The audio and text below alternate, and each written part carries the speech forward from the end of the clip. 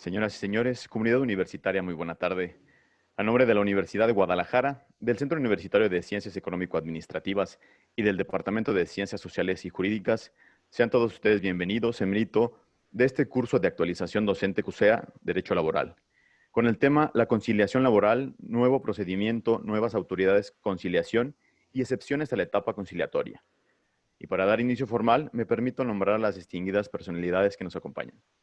El maestro David Antonio Wong, abogado postulante, y asimismo agradecemos la presencia de la maestra Mayra Mora Olmos, académica del Centro Universitario de Tonalá.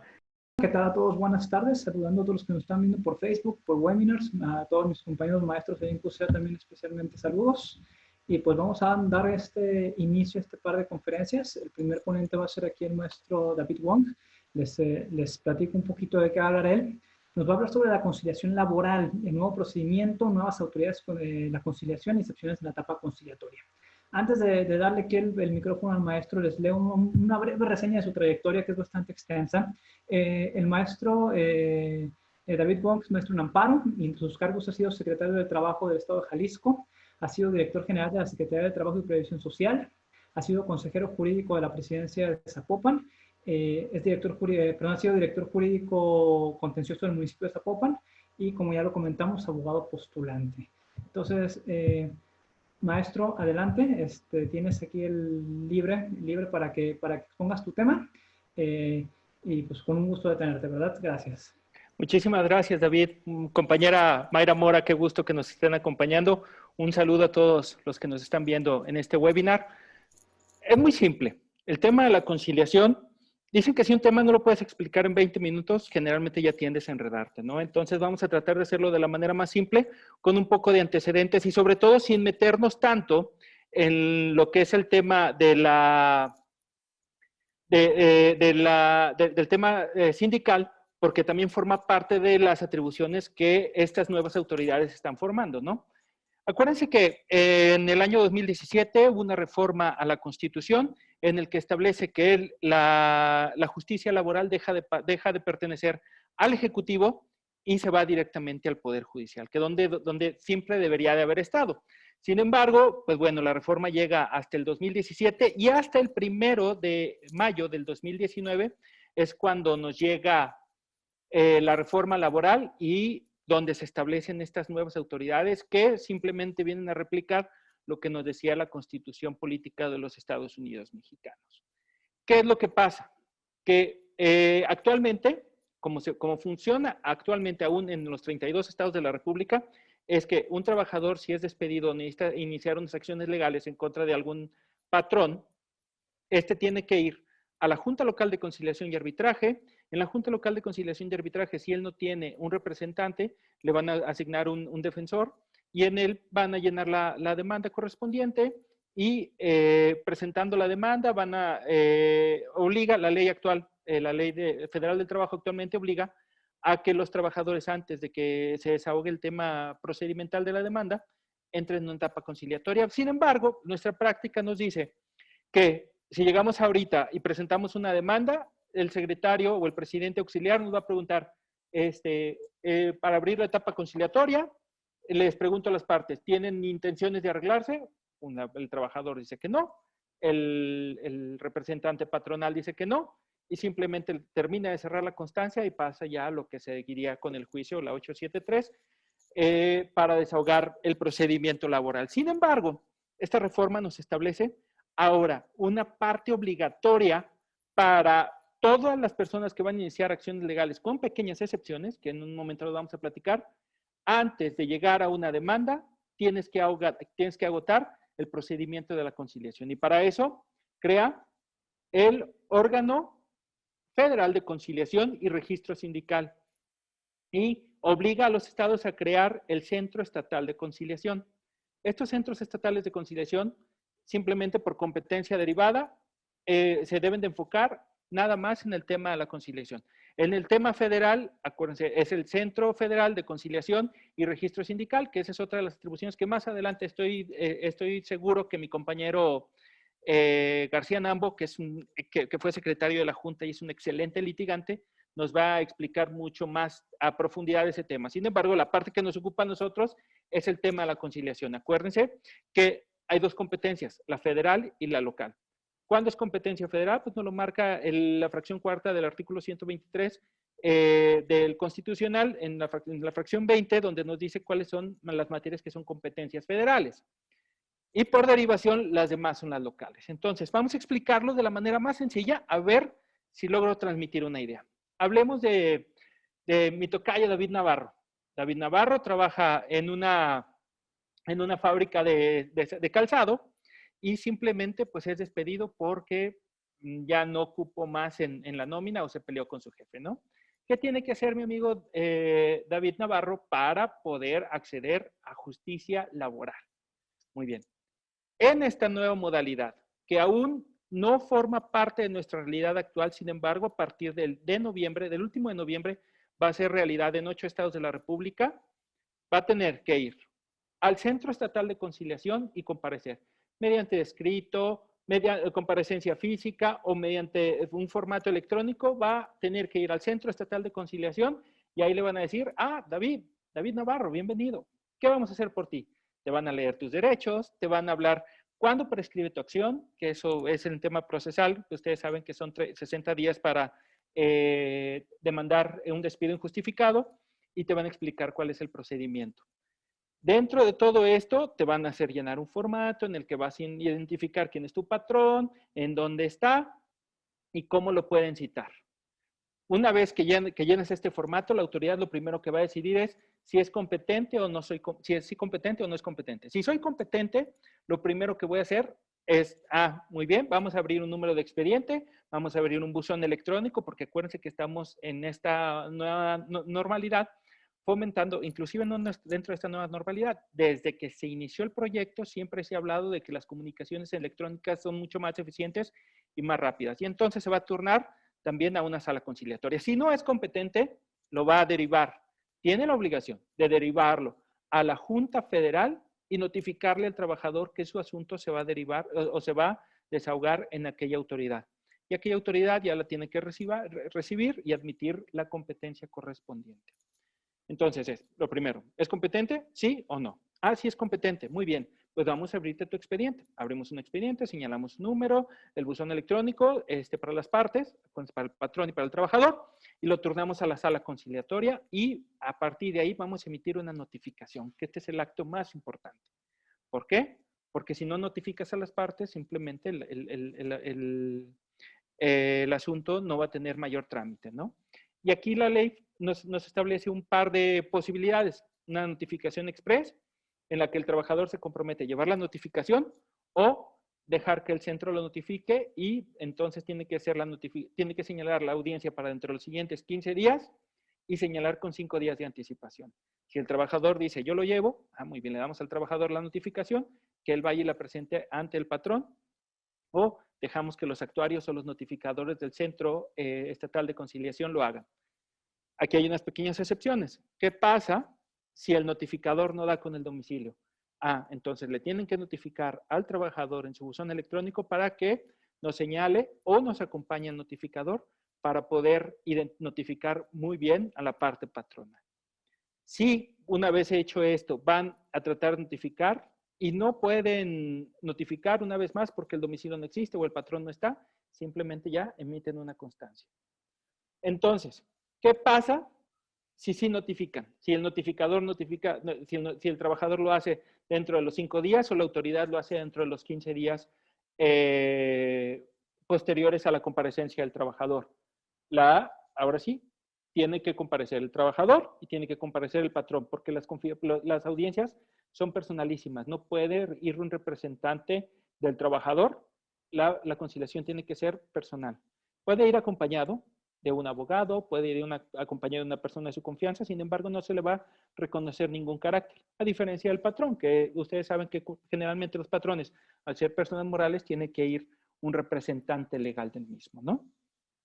Comparecen. Bueno, ¿qué pasa si el patrón sí va o no va? Si el patrón no va, le van a poner una multa y le van a dar al trabajador una constancia, que al final el objetivo de todo este procedimiento es obtener o una constancia de que desahogamos ya la instancia conciliatoria o un convenio en el que las partes demandadas, entre que las partes interesadas llegaron a un convenio de pago de prestaciones y le liquidan su cantidad al trabajador o lo fraccionan en pagos diferidos, ¿no? Entonces, ¿cuál es el objetivo principal entonces de comparecer a la conciliatoria? O tener una constancia o tener un convenio. Si el patrón no va, lo van a multar y le van a dar la constancia al trabajador para que con esa constancia ahora sí pueda seguir con el procedimiento judicial y demandarlo ante un juez. ¿Qué pasa si el trabajador es el que no va? Si el trabajador no va, entonces el Centro Estatal de Conciliación va a archivar el expediente, con la excepción, con el término genérico de 3 días, de que si el trabajador demuestra con causa justificada su incomparecencia, puede señalar una nueva fecha para la audiencia conciliatoria. Pero si en el término de 3 días ya no comparece, o si en el término pasado el término, la autoridad simplemente archiva el expediente. Comparecen las dos partes. Si comparecen las dos partes, pueden suceder 3 cosas. 1, que no haya arreglo. Si no hay arreglo entre las partes, la autoridad le va a dar otra vez, el Centro Estatal de Conciliación le va a dar otra vez su constancia al trabajador para que pueda irse a la instancia judicial. Si no se arreglan, pero no están tan lejos de arreglarse, entonces podrían las partes prorrogar la misma audiencia conciliatoria una vez más dentro de los 5 días correspondientes para tratar de resolverlo. Y ahí volvemos al impasse, ¿no? ¿Qué pasa? Si se arreglan, convenio; si no se arreglan, constancia. Pero si dentro de esa misma audiencia en la que están compareciendo las dos partes hay un arreglo, pues simplemente puede ser que paguen en ese momento y se celebre un convenio con categoría de sentencia ejecutoriada. Celebren un convenio con temporalidad de pago parcial y que la autoridad tiene la obligación de estarlo supervisando. Y que además este convenio, aquí está la parte también novedosa, ya establece la obligación de que en caso de que el patrón deje de pagar sus parcialidades, por cada día transcurrido de falta de pago, se va a poner una cláusula penal, se pone una penalidad por un día de salario por cada día transcurrido del trabajador. Es decir, si al final se acumula un año en el que no pagaron, pues le van a deber un año más al trabajador, ¿no? Entonces, de estas 3 posibilidades: constancia, porque no hubo arreglo; prórroga; o convenio parcial o convenio total. Sí, al final lo habíamos comentado. ¿Cuál es el objetivo de todo esto? Que puedan pasar a la siguiente instancia. Si pasar a la siguiente instancia para el trabajador significa tener una constancia de que desahogamos el procedimiento conciliatorio, pero que no hubo un arreglo, o que no fue el patrón, o simplemente no hubo manera de resolver este asunto y tiene que pasar al tema judicial. Y si hay un convenio, pues entonces nuestro buen amigo David Navarro va a estar muy contento porque le van a pagar todas sus prestaciones. Acuérdense que en el tema de la conciliación no habla de que se tiene que pagar todas las prestaciones como lo marca la ley. Es decir, si eres despedido de manera injustificada, te corresponden 3 meses de indemnización constitucional, o te corresponde los 12 días por prima de antigüedad, porque los términos los establece muy bien la Ley Federal de Trabajo. Lo que sí es que lo que ya tienes devengado, es decir, las partes proporcionales de vacaciones, aguinaldo y prima vacacional, son tuyos y esas simplemente no van a estar a negociación. Pero siempre con un objetivo: tratar de resolver esto de la manera más simple y menos gravosa para el patrón. Y ahora vamos a hablar acerca de las pequeñas excepciones. No sé si en este momento tengan alguna duda de lo que es el procedimiento conciliatorio.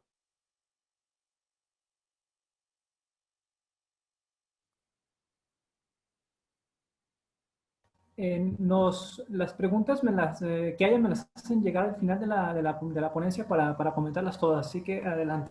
Muy bien, muy bien.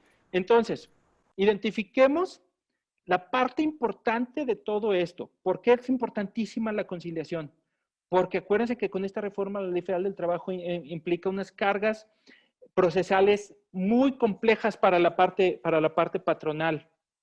Complejas en el sentido de que si niegas el despido, tienes que demostrarlo. Si niegas que era tu trabajador, tienes que demostrarlo. Al contrario, Sensu, de lo que marca la doctrina, que un hecho negativo no lo debes de demostrar, la Ley Federal de Trabajo nos lo está demostrando. Es decir, si dices que no era tu trabajador, vas a tener inclusive que aportar las listas de asistencia, los pagos de nómina, los pagos ante el IMSS, ante el Infonavit y ante todo tipo de autoridades para demostrar que no era tu trabajador. No, actualmente la carga de la prueba se revierte cuando dicen no era mi trabajador. Ahora la carga está compleja. En el tema de cómo se convierte esto en algo pesado para los patrones, pues es muy simple, señores. El derecho laboral nada más se dice, no existe la proporcionalidad dentro del mismo.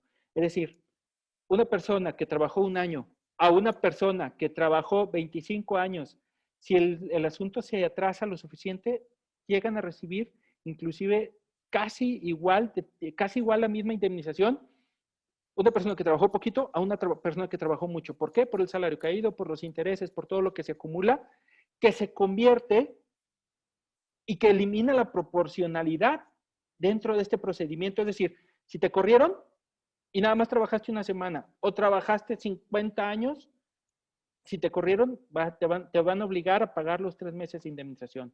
Y si te corrieron y el asunto se extiende, te vas a tener que pagar los 15 meses y aparte el 2% mensual de intereses por cada mes en el tiempo transcurrido dentro del juicio. Es decir, nada más, para los jueces laborales, nada más va a existir el si fue despedido injustamente o no fue despedido injustamente. Nada más. Las condenas ya están marcadas en la Ley Federal de Trabajo, no son modificables y la proporcionalidad totalmente dejó de existir. Si atendemos esto y que los laudos pueden ser muy altos y muy gravosos, yo sé que el 95% de los asuntos se van a resolver en esa instancia. Y es tan importante esta instancia porque actualmente la Junta Local de Conciliación y Arbitraje recibe más de 200 asuntos diarios. Es decir, recibe 100 juicios a través de oficialidad de partes y atiende a 100 personas a través del tema de la conciliación previo a la demanda. Si entendemos que este gran universo, todos van a pasar por el tema del órgano conciliador, este órgano adquiere una importancia muy grande, sobre todo, primero, por la eficacia que debe tener hacia los patrones, por la rapidez en la que debe de resolver los conflictos y porque los patrones, estoy seguro que van a resolver el 95% de sus problemas allí. ¿Cuál es una de las características importantes? Que el asunto no puede durar más de 45 días, lo marca la Ley Federal de Trabajo, ¿no? ¿Qué otro es importante? Hay varias excepciones. Y para estas excepciones, el mismo artículo 685 nos marca que aquellas personas que sus reclamos sean por discriminación, por embarazo, por designación de beneficiarios, por prestaciones de seguro social, riesgos de trabajo, de maternidad, enfermedades, invalidez, por el derecho a libre asociación, por el combate a los estatutos o por el recuento, por la titularidad de los contratos colectivos, no van a pasar por esta instancia. Pero todos los demás asuntos tienen que pasar por ahí.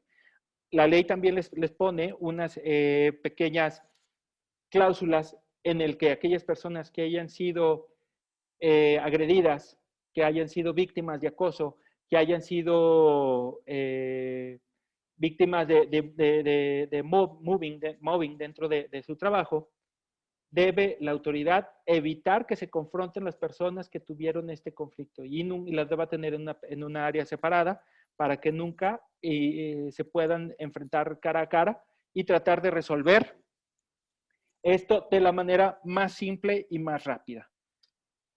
Hay unas características muy importantes de este procedimiento, pero nada más yo sí quisiera dejar muy en claro que, uno, las competencias están definidas por la Constitución Política de los Estados Unidos Mexicanos, que la obligación de la conciliación va a ser obligatoria para el 90% de los asuntos, que el 95% de los expedientes se van a resolver ahí y entonces debe de ser un sistema efectivo en sus notificaciones y efectivo en su procedimiento, porque si llega a retrasar más de 60 días un procedimiento laboral, pueden existir muchísimas cosas o que la justicia no se imparta. Acuérdense también que simplemente el término se interrumpe.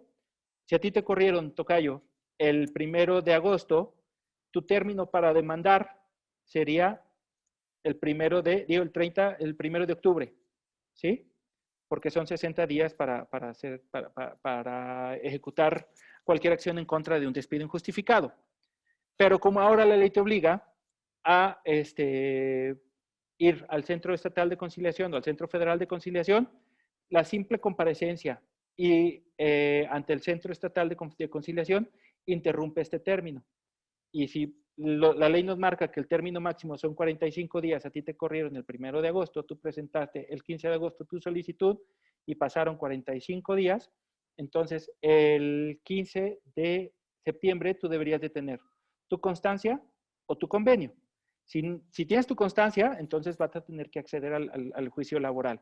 Entonces, con esta constancia, a partir de ahí, se reanuda el término y tienes otros 45 días para demandar.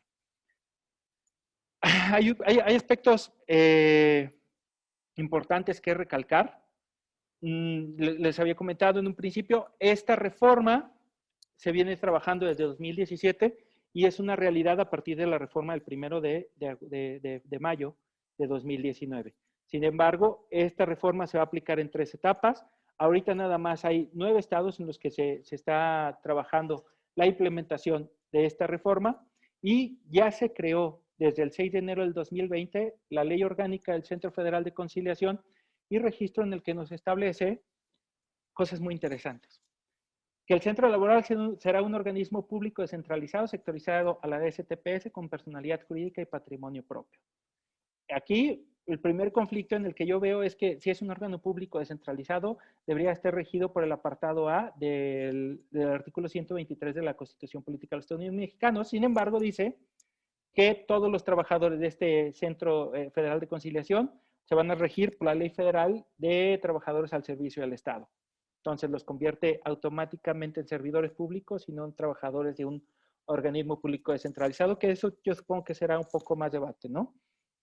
Esta ley orgánica es el ejemplo y lo que se va a seguir dentro de los siguientes estados, eliminando la parte del registro sindical, que esto yo vuelvo a lo mismo, es un tema que va a seguir más adelante, pero que establece las normas, cómo se va a constituir, debe de haber un director del centro federal, o en este caso el Centro Estatal de Conciliación, debe de haber diferentes coordinaciones y debe de tener el personal suficiente para poder atender, porque aquí el tema es importante.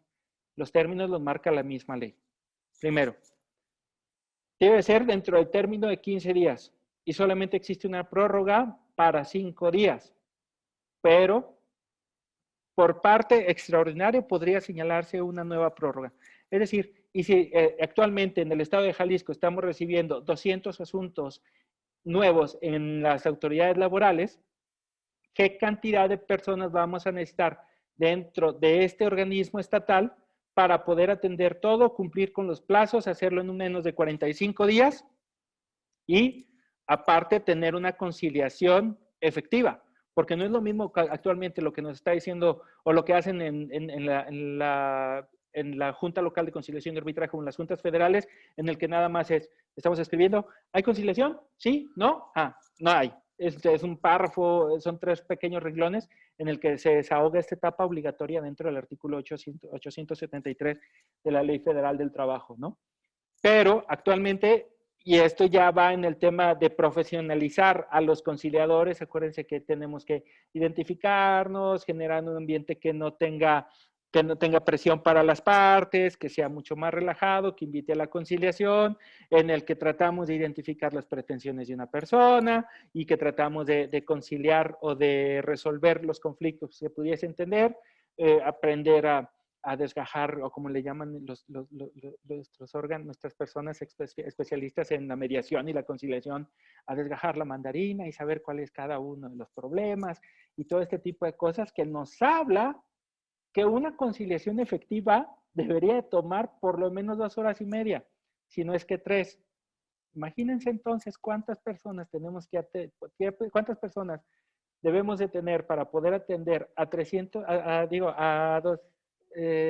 asuntos diarios con estas características dentro del órgano más importante, ¿no?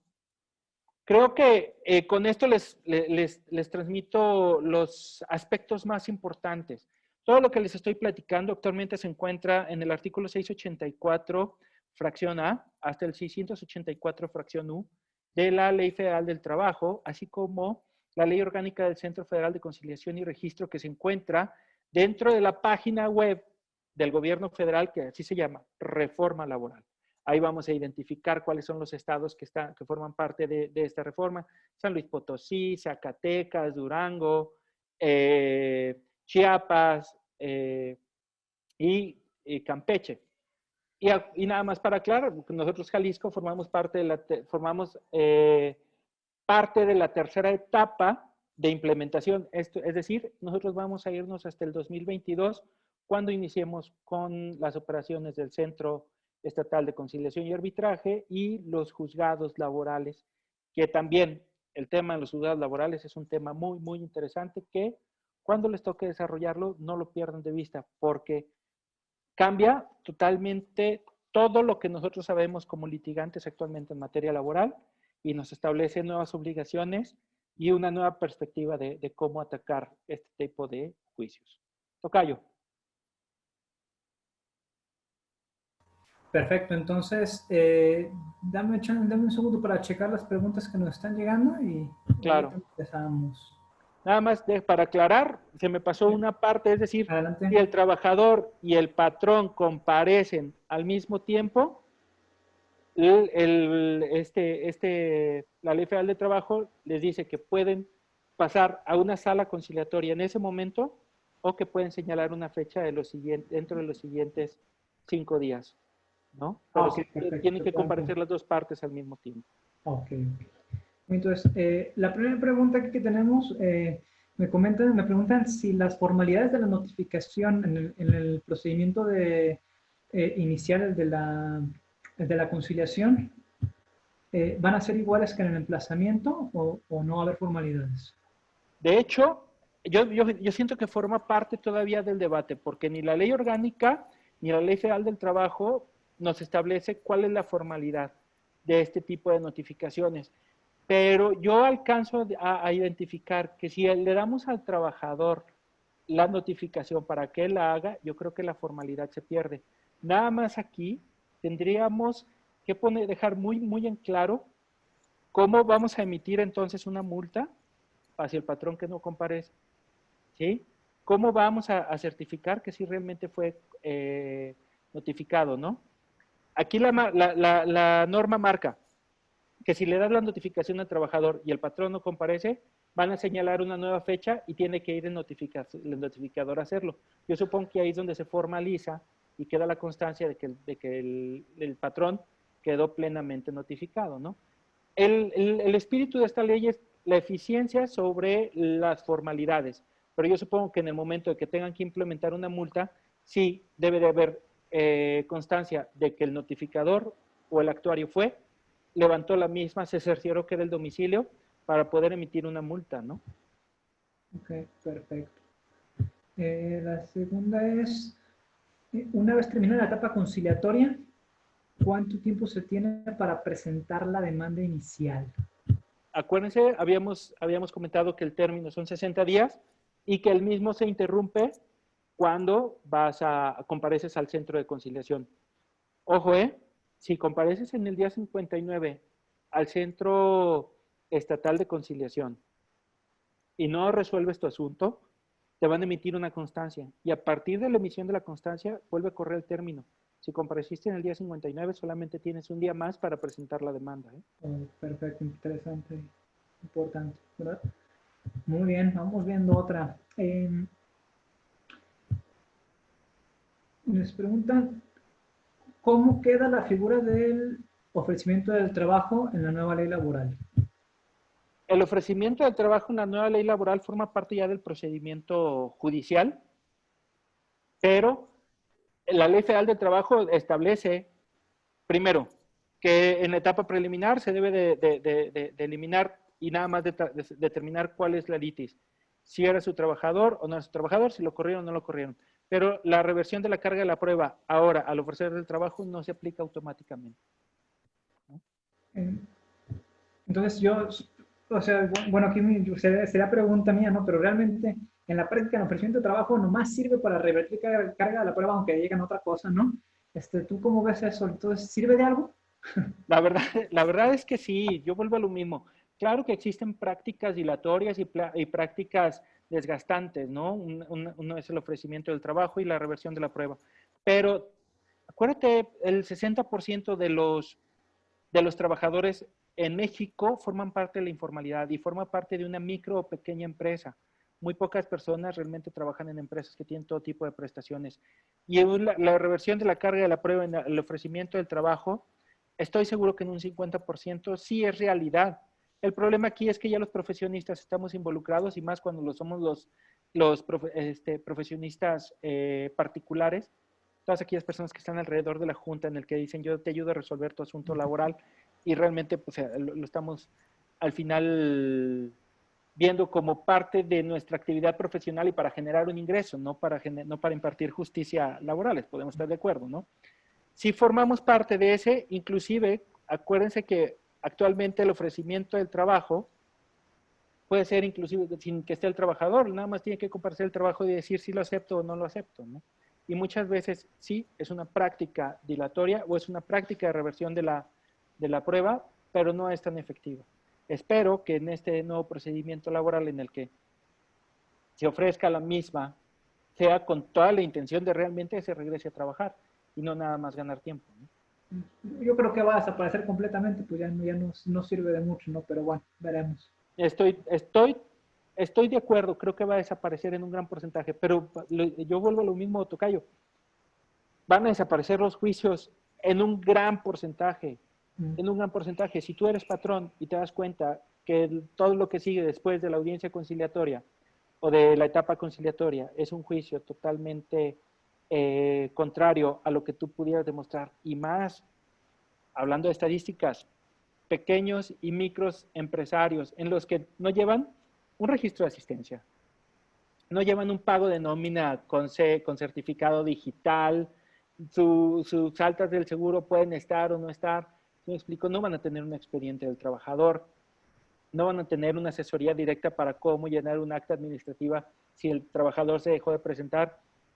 Y eso forma parte de la realidad del 60% de los patrones en México.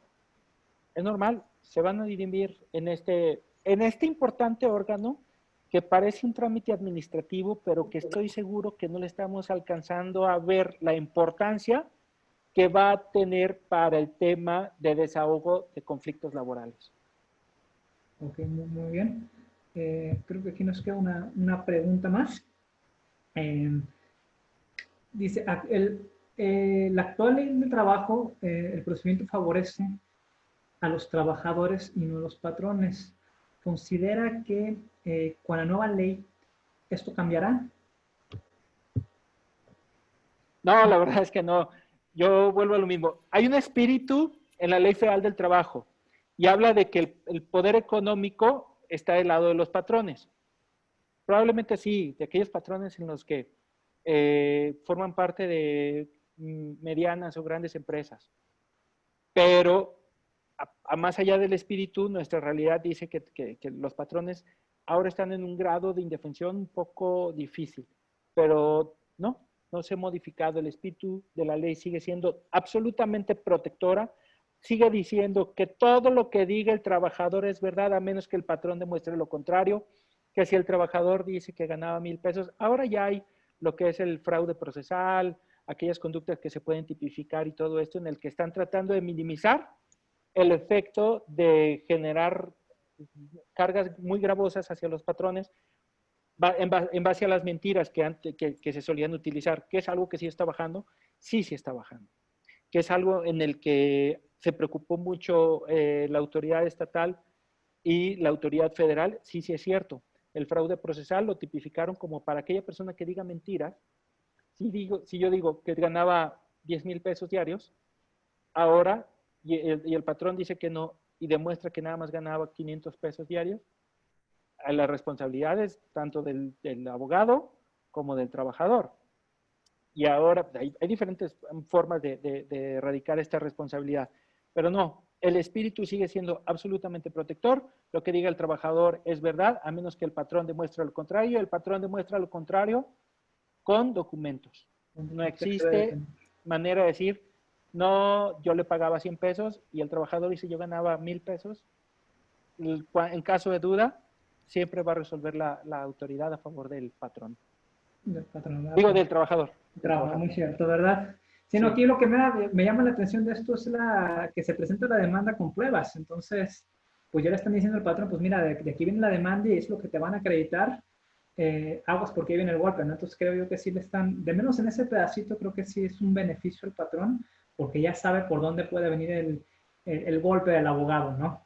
Claro, claro, claro. Y tío, el procedimiento del juicio a mí me llama muchísimo la atención. Quiero ver cómo lo vamos a implementar. La audiencia previa con el secretario, el desglose de las pruebas y todo esto es un tema interesantísimo que los ejercicios que yo he visto son efectivos en cierta medida, pero que al final va a tomar el juez la decisión de cómo se debe de resolver este expediente. Sí, pero es cierto, la verdad es que el que las pruebas se tengan que ofertar junto con la demanda inicial, pues debe de generar una ventaja competitiva hacia el patrón para saber cómo viene este conflicto. Parte importante es que todo lo que se diga en la conciliatoria no puede ser utilizado como prueba para nada dentro del juicio laboral.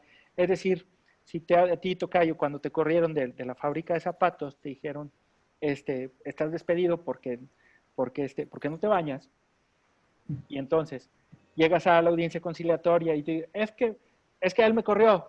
¿Por qué lo corrió? ¿Por qué dijo que no me bañaba? Sí, sí es cierto, no te bañas, cada 15 días solamente, y tu lugar, no, está muy mal. Todo eso que digan puede interpretarse como parte de acoso, como parte de agresión, o atentar contra tu dignidad, ¿no? El que te digan ese tipo de cosas. Pero no se puede utilizar todo lo que se platicó en esa audiencia como prueba bajo ninguna circunstancia. La misma ley marca que lo único que se puede utilizar como prueba es la constancia de comparecencia emitida por la autoridad. Nada más. Nada de lo que se platique ahí, nada de los documentos que se muestran ahí pueden formar parte de las pruebas dentro del juicio. Entonces, pues es interesante ver cómo nos va con esta etapa conciliatoria, ¿verdad? Una pregunta ahora sí de mi parte, colega. ¿Cuál crees que será el principal reto que va a haber al momento de implementar esta nueva ley? Pues ya sea con los litigantes o con el personal de los juzgados. ¿Qué crees que va a ser lo más difícil que nos acostumbremos? De esta etapa, la verdad es que forma parte del procedimiento ordinario en el que actualmente todos los litigantes en esta materia lo desahogan. Es decir, todos los litigantes hemos desahogado audiencias conciliatorias dentro de la Procuraduría o dentro de un juicio laboral. No forma una parte complicada para los litigantes. Para la autoridad, el tema de erradicar las malas prácticas, erradicar la temporalidad y cumplir los términos como nos los están ofreciendo, la organización, la capacitación, el desahogo de las audiencias de manera efectiva y que cada actuario desahogue, como lo marca la ley, en el término breve y de la manera más eficiente. Yo vuelvo a lo mismo, el tema se vuelve, si hay algún lugar donde creo que se van a atorar las cosas, va a ser en las notificaciones. La ley establece que las notificaciones de este tipo tienen que hacerse por rutas, de manera aleatoria para los notificadores, y que y ponderando las más urgentes. Entre más cerca esté la audiencia, te deben de dar esa primera notificación para que vayas y la hagas. Sin embargo, yo vuelvo lo mismo. En un estado en el que no tenemos aún definido el recurso, que ahora vamos a tener dos autoridades diferentes, porque ahorita nada más tenemos a la Junta Local de Conciliación y Arbitraje, y dentro de la Secretaría del Trabajo está conciliadores y está Procuraduría del Trabajo, pero todo está dentro de un mismo edificio y forma parte de un solo procedimiento. Ahora vamos a tener que armar la autoridad estatal dependiente y sectorizada a la Secretaría del Trabajo, es decir, dependiente del Ejecutivo, sectorizada al Ejecutivo, y los juzgados laborales. Tenemos 2 autoridades nuevas. Y aparte, acuérdate que la Junta Local de Conciliación y Arbitraje va a seguir viva hasta que se termine, por lo menos 4 años más. Vamos a necesitar mantener la Secretaría del Trabajo y la Junta Local de Conciliación y Arbitraje 4 años, la nueva autoridad conciliatoria y los nuevos juzgados en materia laboral. Presupuesto, capacitación y el entendimiento fáctico de las actividades que va a realizar cada uno de ellos, creo que es el mayor reto. Y tener que implementarlo, dijo, la ventaja es que formamos parte de la tercera etapa y en teoría deberíamos de haber aprendido los errores de los 8 estados que lo van a implementar este año y de los otros 10 estados que lo van a implementar el próximo año. No deberíamos de cometer los mismos errores. Pero, ¿quién sabe qué va a pasar dentro de 2 años una vez que implementemos esta nueva autoridad, ¿no? ¿Cuál es el estado que arranca primero? El estado que arranca primero es el Estado de México, Zacatecas, Durango y Chiapas. Y aquí quiero ver, porque allá ya está la ley orgánica del Centro Federal. Pero el establecimiento, el arranque de esta, se supone que todos los estados arrancan al mismo tiempo el último día de marzo. ¿Sí? Y debería de arrancar el órgano estatal, el órgano federal. Y esto es importante porque acuérdate que ellos van a llevar el registro de los sindicatos, que forma parte aún de las actividades que realiza la Junta Local de Conciliación y Arbitraje. Quiero ver inclusive cómo se organizan, porque debe de existir una delegación mínimo en cada uno de los estados. Ok, muy bien. ¿Y aquí en Jalisco cuál es la fecha posible que lo están manejando ahorita para comenzar? En el 2022. Yo creo que en noviembre del 2022. ¿2022? Ok, bueno, pues esperemos, no, ya ni sé ni qué esperar yo, la verdad, pero esperemos, ¿no? Que ya lleva rato. Sí, hombre, ha sido tan cantada esta reforma laboral, se ha reclamado necesaria, se ha reclamado su urgente implementación, y nuestra realidad nos dice que, primero, el tema conciliatorio es algo que ya manejan o deberían de manejar las personas que forman parte del ámbito laboral. Es decir, no es nada nuevo, pequeñas obligaciones para las partes y la responsabilidad del litigante hacia los patrones, ¿no? Porque, vuelvo a lo mismo, se debe de resolver el 95% de los asuntos. La parte nueva es la implementación, la que sale de la justicia, sale del Ejecutivo y se va al Poder Judicial, que en teoría debería de eficientar las cosas, pero vamos a ver qué sucede. La verdad es que a mí, yo la veo positiva si llegamos a implementarla en un 80% en el espíritu de la reforma constitucional y de la Ley Federal del Trabajo. Perfecto, esperemos. Va a ser interesante ver cómo se desenvuelve toda esta situación, ¿verdad? Muy bien. Creo que ya no tenemos preguntas. Déjame checar una última vez. No, creo que eran todas. Entonces, tocayo, muchísimas gracias por esta conferencia tan interesante, ¿verdad? Con un tema tan nuevo, ¿verdad? Entonces, pues vamos viendo a ver qué es lo que pasa, ¿verdad? Pero vamos viendo a ver qué es lo que pasa. Sí, claro que sí. Les dejo el correo de su servidor. Es mtrowong, maestrowong@gmail.com para resolver cualquier duda que pueda surgir. Muchísimas gracias. Pues ahí lo tienen, todos los que nos están escuchando, cualquier duda directamente con el maestro, pues él como experto les explica todo, ¿verdad? Entonces, de nueva cuenta, tocayo, muchísimas gracias por todo. Seguimos en contacto, vamos comenzando con la ponencia de Mayra, y pues entonces ahí estamos en contacto, ¿verdad? Hasta luego. Ok, Mayra. ¿Qué tal, Mayra? Está tu micrófono apagado. Listo ya. Muy bien, entonces vamos continuando de una vez para aprovechar el tiempo.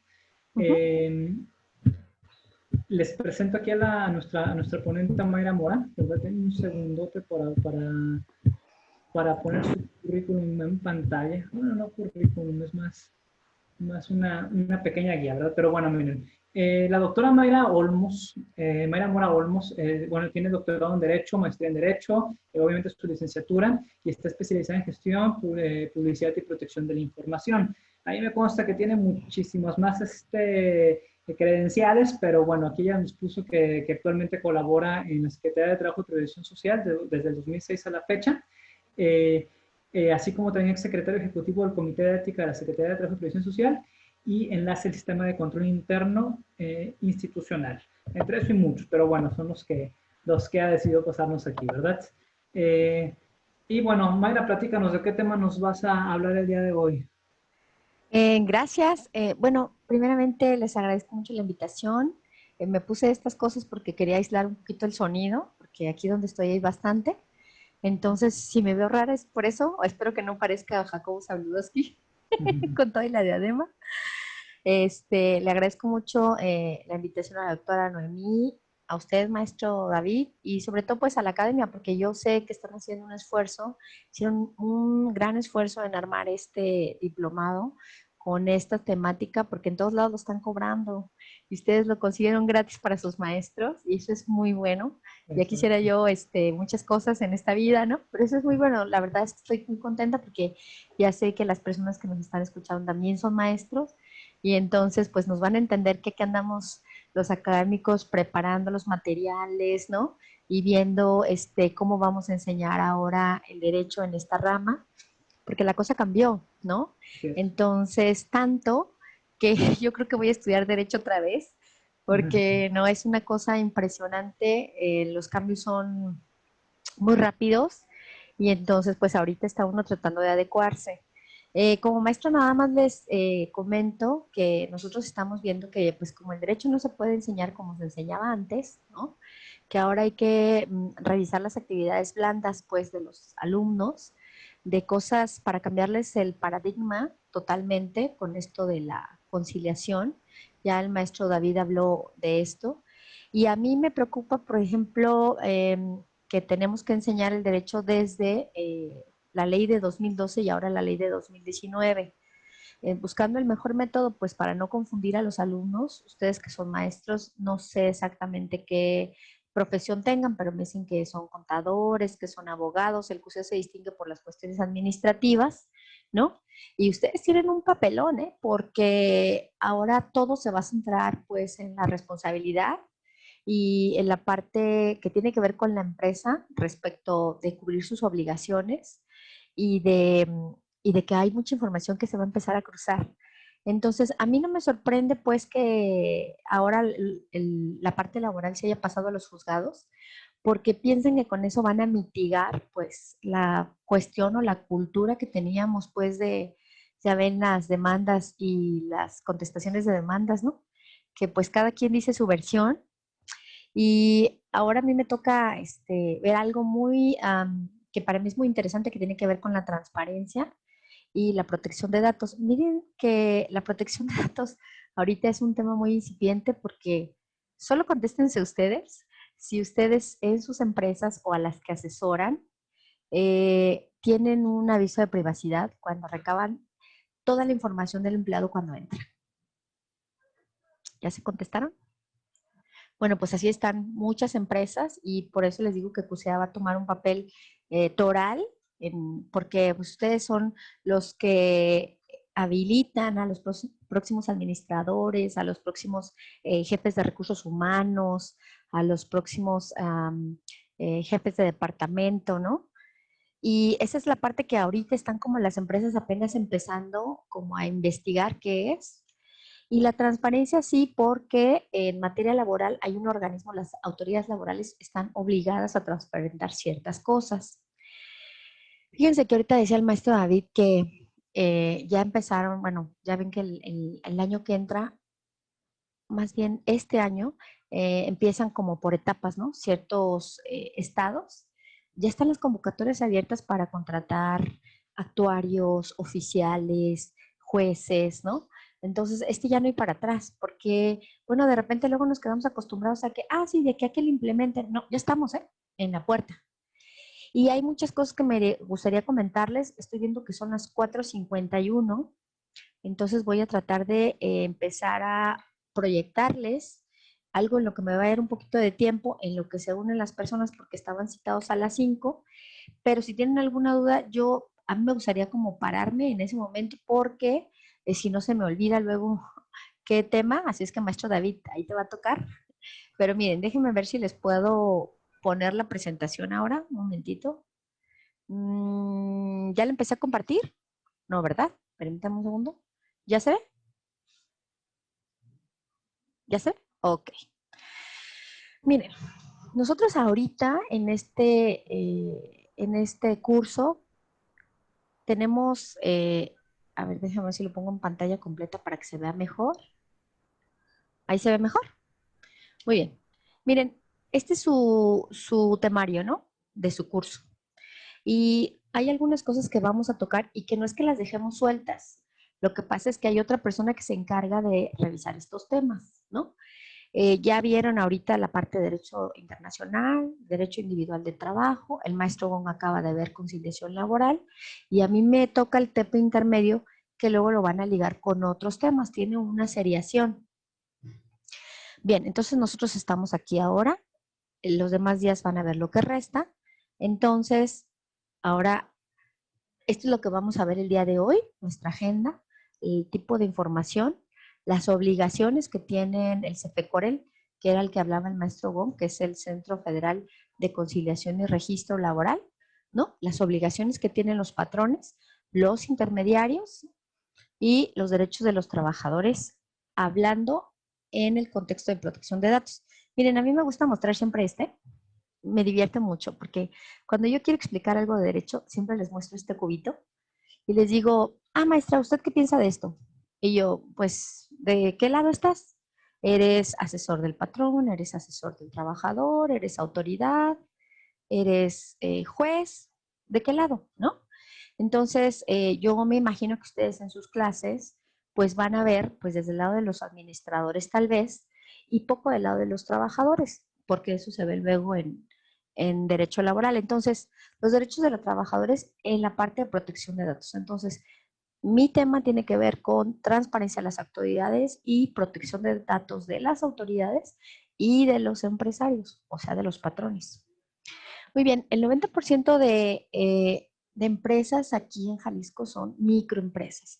Entonces ustedes tienen un campo enorme, porque ahí en el CUSEA pues salen todos estos asesores que van a ayudar a las empresas a sobrellevar estas nuevas obligaciones que se tienen. Y yo espero pues que les pueda servir de algo esta plática. Bien, entonces, nosotros vamos a empezar por algo muy sencillo que tiene que ver con el tipo de información. Miren, la información, toda la información es pública.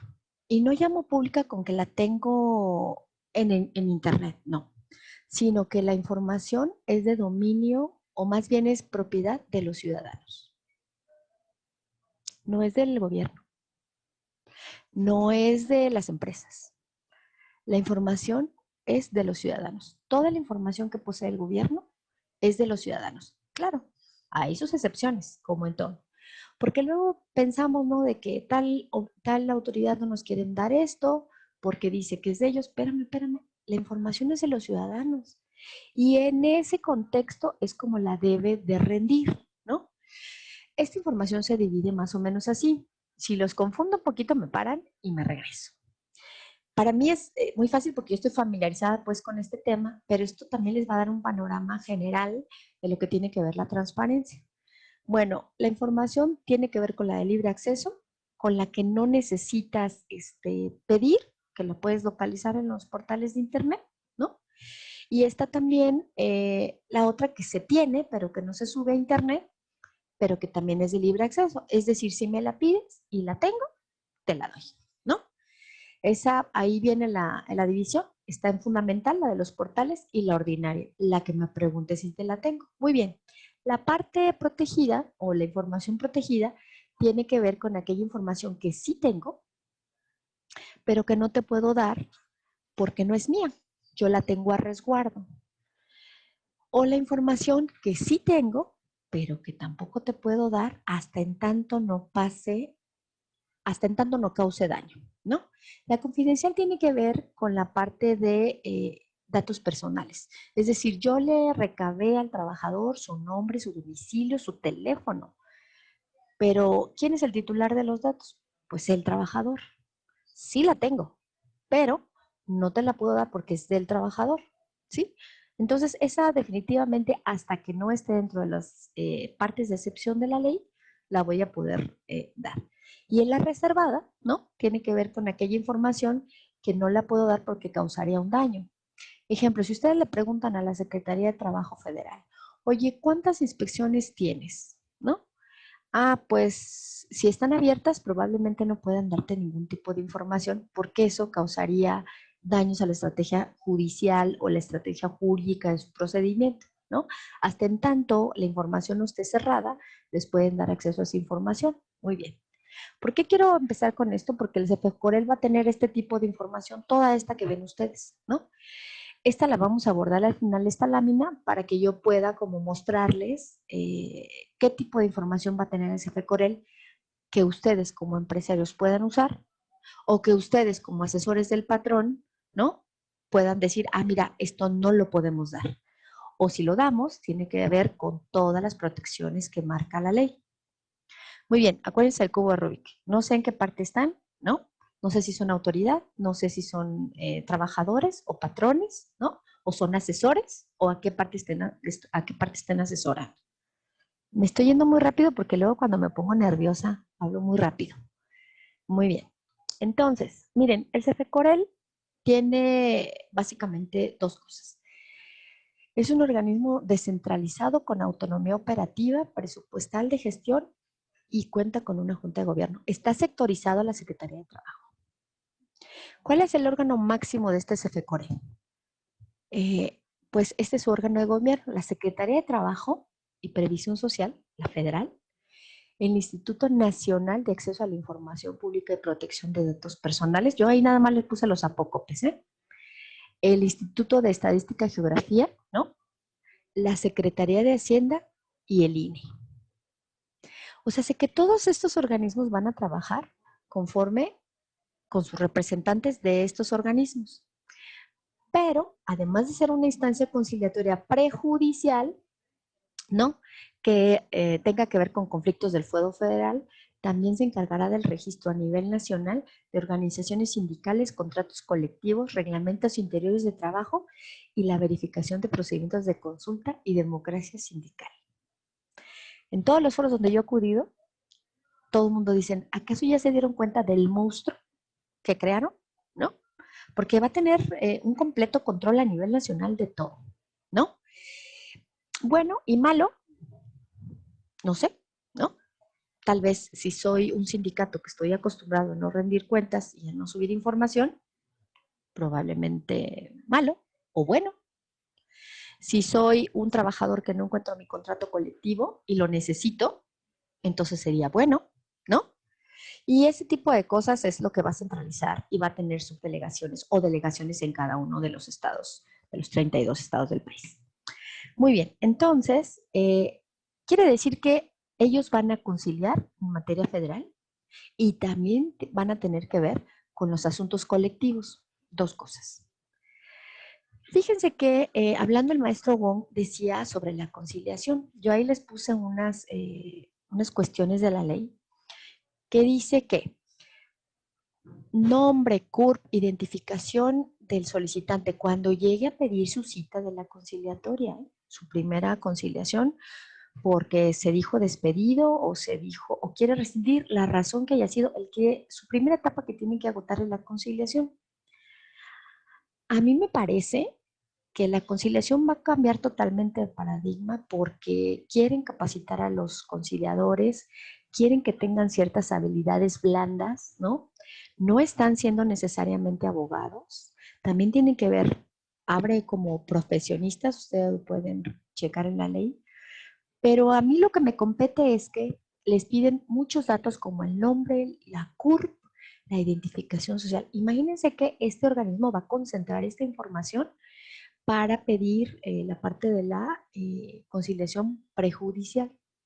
Agotando la etapa de la conciliación, ninguno de estos elementos, como ya dijo el maestro Wong, pueden ser aportados en juicio. Ninguno. Entonces, pues lo que digas en la conciliación, dentro de los principios que le basa, tiene que ver con la confidencialidad. Entonces, todo lo que se desahogue en ese procedimiento de conciliación no va a poder ser citado en juicio. Y entonces no van a poder decir, ah, bueno, es que yo sí quería conciliar, pero el trabajador no. Y tanto es así que ustedes pueden pedir la constancia y verán que yo pidan todo lo que se actuó y verán que yo sí quería conciliar y el trabajador no. No, no se va a poder.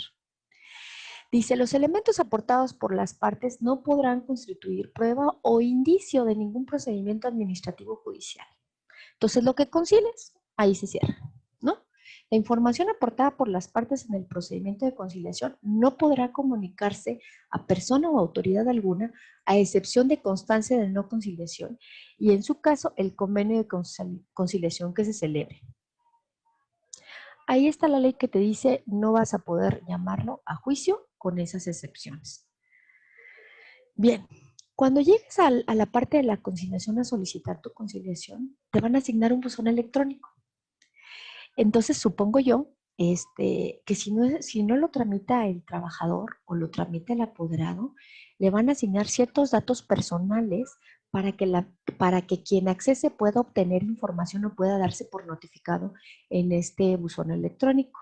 Dice en el inciso quinto, al recibir la solicitud de conciliación, la autoridad conciliadora le asignará un número de identificación único y un buzón electrónico al interesado, que será creado para comunicaciones en lo que el procedimiento de conciliación prejudicial.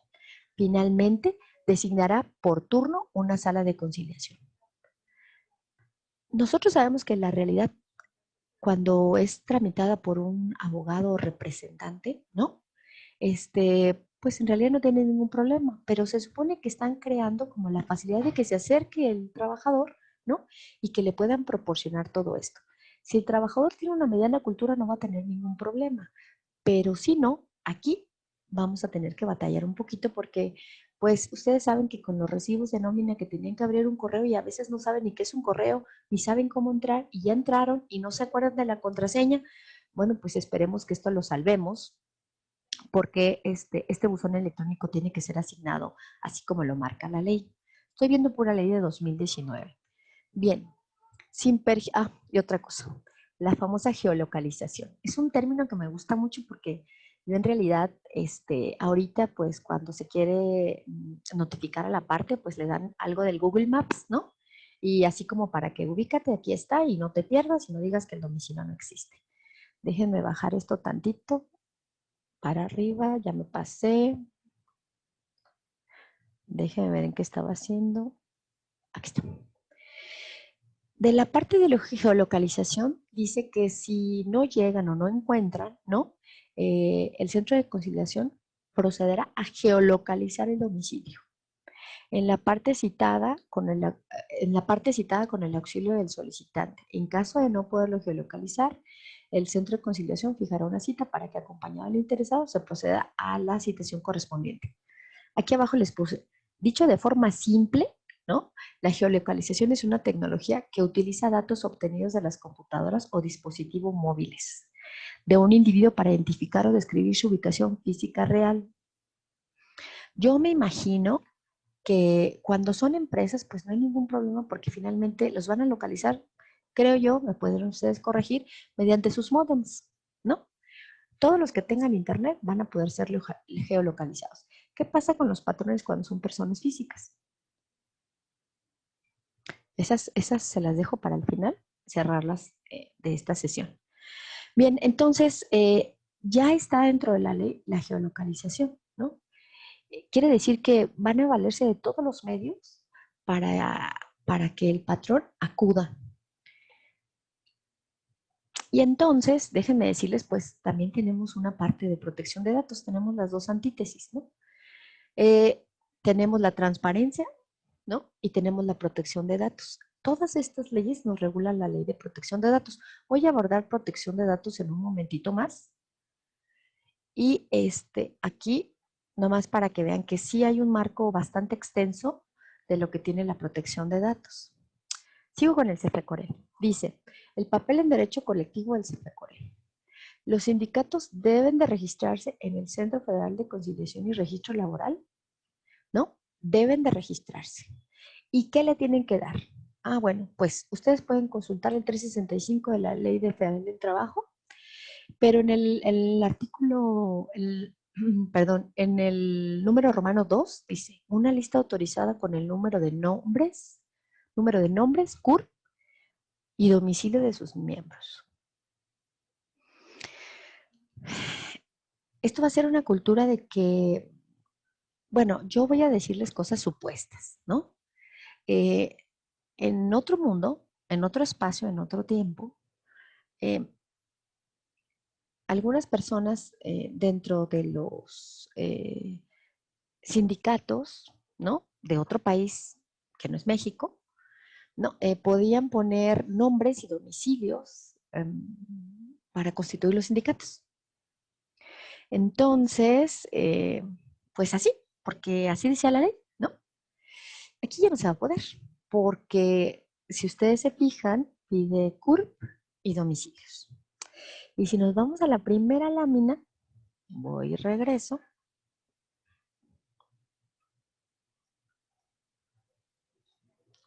Ya ustedes ven quién tiene el órgano de gobierno.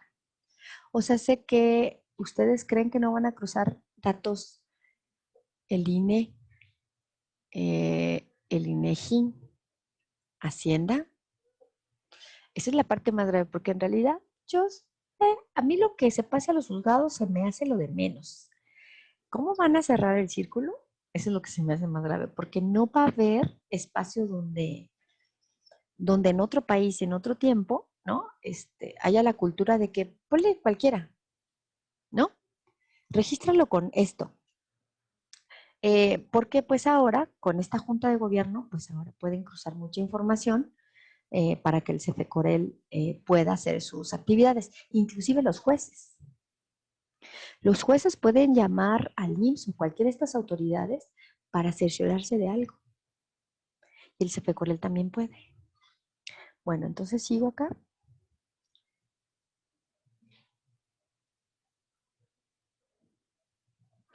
Ok.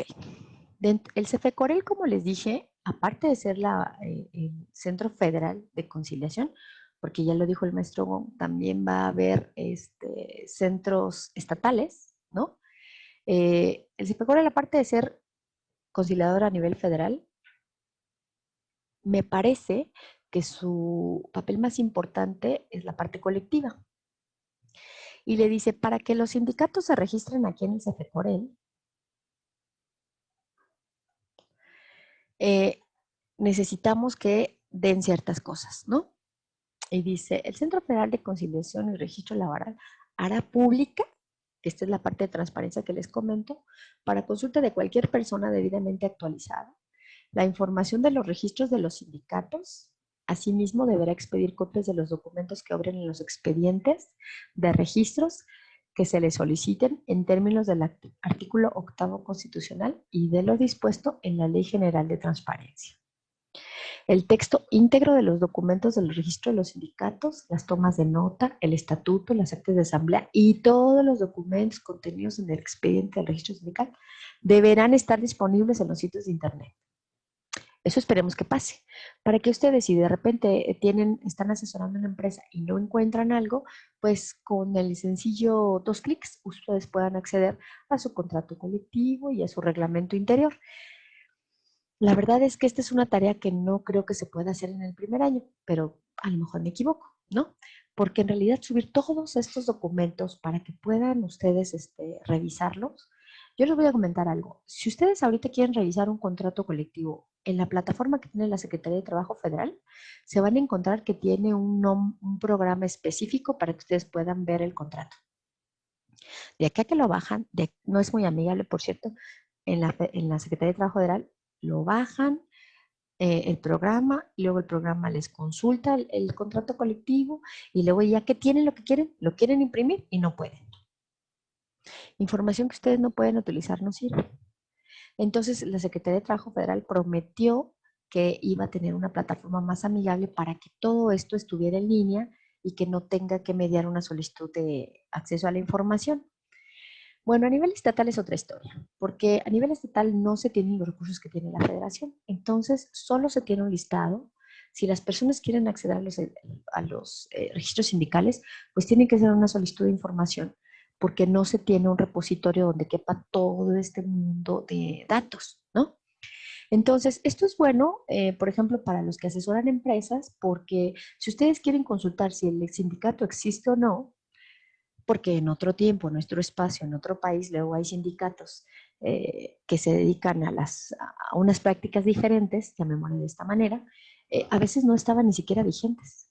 Entonces, si ustedes tienen algún problema sindical, pues primero sería preguntar si el sindicato existe y si está regularizado. Entonces, lo pueden pedir ahora y lo van a poder pedir en el CFE-Corel, ¿no? Suponiendo que el CFE-Corel tuviera todo esto en línea. Pero yo creo que tal vez en un año no, pero sí lo tienen que hacer porque es una obligación de transparencia a lo que lo están condicionando como órgano de registro sindical. Maestra, Mande. doctora, perdón, en su proyección más positiva, ¿cuánto tiempo cree que le tome a la autoridad registral tener la totalidad de los sindicatos y la información dentro de su plataforma completa? ¿La autoridad federal? Sí. Esto es cuestión de voluntad política. Esta es cuestión de cuánto dinero le van a querer apostar. Miren, ustedes saben que hay muchos recursos que ha dado, digámosle, nuestro país vecino, ¿no? Que tiene que ver con esto. Ellos están accediendo o nos dejaron acceder a unos fondos para que la implementación de la reforma laboral fuera lo más suave posible.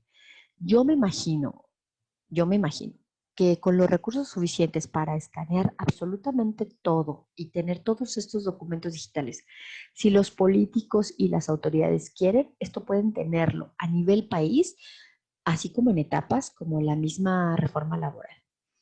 Primero unos estados, otros estados, irse con los estados que tienen un volumen más chico, ¿no? Porque, por ejemplo, la Secretaría de Trabajo de Colima trabaja lo que una junta de aquí en Jalisco maneja, por ejemplo. Yo tal vez empezaría en el mismo, no voy a poder hacer discriminación de estados, me voy a ir con los mismos de la reforma laboral y entonces tendría que ser por etapas. Dinero, si lo liberan, sí hay, pero yo creo que no podría ser menos de 3 años. Para todo lo que se va a manejar, ¿no? Ahí me invitarán una coca si lo hacen antes. ¿Sigo? Gracias, ¿eh? Sí, bueno, entonces, a ver, ¿hasta dónde voy? Ok, los expedientes sindicales es una herramienta que los empresarios pueden usar. Actualmente en la página de la Secretaría de Trabajo, hasta que los dejen de manejar, hasta que el CFE-Corel entre en funciones completamente, en los portales de la Secretaría de Trabajo Federal y Estatal pueden encontrar por lo menos los registros de los expedientes sindicales de los sindicales que han actualizado su información, ¿no? Entonces, esto es importante porque si por ahí le llega algún sindicato en otro país, en otro tiempo X, ustedes pueden corroborar que en realidad esté, pues, como sus documentos en regla. Por eso le digo que la transparencia, así como se tituló la conferencia, es importante porque es un mecanismo para que los ciudadanos puedan acceder a la información y les sea útil. ¿Ustedes creen que no les va a ser útil que en su empresa, ustedes de repente, nos ha tocado, de repente, oye, ¿sabes qué? Es que tomé esta empresa, pero no saben dónde está el contrato colectivo, no saben si el sindicato existe? Bueno, pues hay que buscar en las páginas, ahí está, ¿no?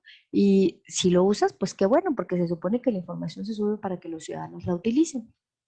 Bueno, y eso me lleva a otra cosa. Dice, el registro de los sindicatos, federaciones, confederaciones, así como la actualización de las diversas directivas sindicales, se deberán observar los principios de autonomía, equidad, democracia, legalidad, transparencia, certeza, gratuidad, inmediatez, imparcialidad, respeto a la libertad sindical y sus garantías. Y aquí se oyen los violines, ¿no? O sea, suena hermoso. Dice, tratando de la actualización de la directiva sindical, la autoridad registral, estamos hablando del CFE-Corel, debe expedirla entre los 10 días siguientes a que se realice la solicitud y se procederá de tal forma que no se deje al sindicato en un estado de indefensión. Ahorita vamos a agarrar los sindicatos. Ahorita nada más estamos viendo las obligaciones de transparencia del CFE-Corel. Déjenme, me sirvo tantita agua porque ya me quedé sin aliento. Bien, en la que sigue, que es de los contratos colectivos que yo les decía, en el 391 bis dice la autoridad registral el CFE-COREL estamos hablando, ¿no? Hará pública para consulta de cualquier persona la información de los contratos colectivos de trabajo que se encuentran depositados en la misma. Asimismo, deberá expedir copias de dichos documentos en términos de lo dispuesto en la Ley General de Transparencia y de Acceso a la Información Pública. De preferencia, el texto íntegro de las versiones públicas de los contratos colectivos de trabajo deberá estar disponible en forma gratuita en el sitio de internet de la autoridad registral. Dice de preferencia, por eso de ahí estamos agarrados a algunas autoridades, porque en realidad no tendríamos los recursos para esto, pero sin embargo, si tú pides copias certificadas, copias simples a tu correo, como marca la ley de transparencia, pues en teoría se lo tendría que dar la Secretaría de Trabajo, la federal o la estatal. Hasta ahorita, porque una vez que entre el CFE-COREL, el CFE-COREL será encargado de hacer todo esto. Otro asunto con los reglamentos interiores de trabajo. Aquí las personas que se dediquen a asesorar patrones tienen que tener en cuenta que el reglamento que no se deposite no causa efectos a terceros. Entonces, porque de repente se sacan alguna acción disciplinaria o alguna otra, llamémosle idea, por no decir ocurrencia, dicen, a partir de hoy ya no se van a recibir tales cosas. Bueno, pues eso debe estar plasmado en un reglamento para que los trabajadores tengan la oportunidad de conocerlo y no cometer este tipo de cosas, ¿no? Los reglamentos que están de las empresas que los depositaron, ¿no? Dice, el Centro Federal de Conciliación y Registro hará pública para consulta de cualquier persona el texto íntegro de los reglamentos interiores de trabajo que se encuentran depositados ante la autoridad registral. En este caso va a ser el CFE-COREL. Asimismo, deberá expedir copias de dichos documentos en los términos de la ley general. Ya dijimos, copias simples certificadas o vía electrónica. El texto íntegro de los reglamentos interiores de trabajo deberá estar disponible en forma gratuita en los sitios de internet. Pues para que no los tengas que pedir, tú lo puedas bajar e imprimir. ¿Hasta aquí es claro? ¿Alguna duda por ahí? ¿No? Ok. Te interrumpo un poquito, Mera. Sí. Estoy poniendo las preguntas en el chat que me están llegando. Tú me dices es que no tengo abierto el chat. Sí, si me ayudas, para darme un espacio y tomo. ¿Al final o de una vez empezamos a verlas? Sí, empieza a verlas para favor, para tomar un poco de agua. Ok, la primera es aquí del maestro Wong. Nos comenta cuántos sindicatos tiene registrados en la Secretaría del Trabajo y Previsión Social Jalisco. El número ahorita no lo tengo determinado, pero son alrededor de 2,000. ¿De cuánto? Alrededor de 2,000. De 2,000, ok, perfecto. A nivel nacional mejor ni les cuento. Muy bien, la segunda es, ¿puede obligarse a un sindicato a rendir cuentas del manejo de sus cuotas sindicales por conducto de CFE-COREL? Sí, de hecho la ley marca específicamente a partir del 300 y cachito que tiene que rendir cuentas cada 3 meses. Y eso me lleva a otra cosa, porque finalmente cuando haga la firma de su contrato colectivo o la novación, pues ahora resulta ser que hay un protocolo. Ustedes ahorita lo iba a mencionar, pero si no igual se los comento. Hay un protocolo emitido el 31 de julio de 2019. Es un protocolo para la legitimación de los contratos colectivos de trabajo existentes.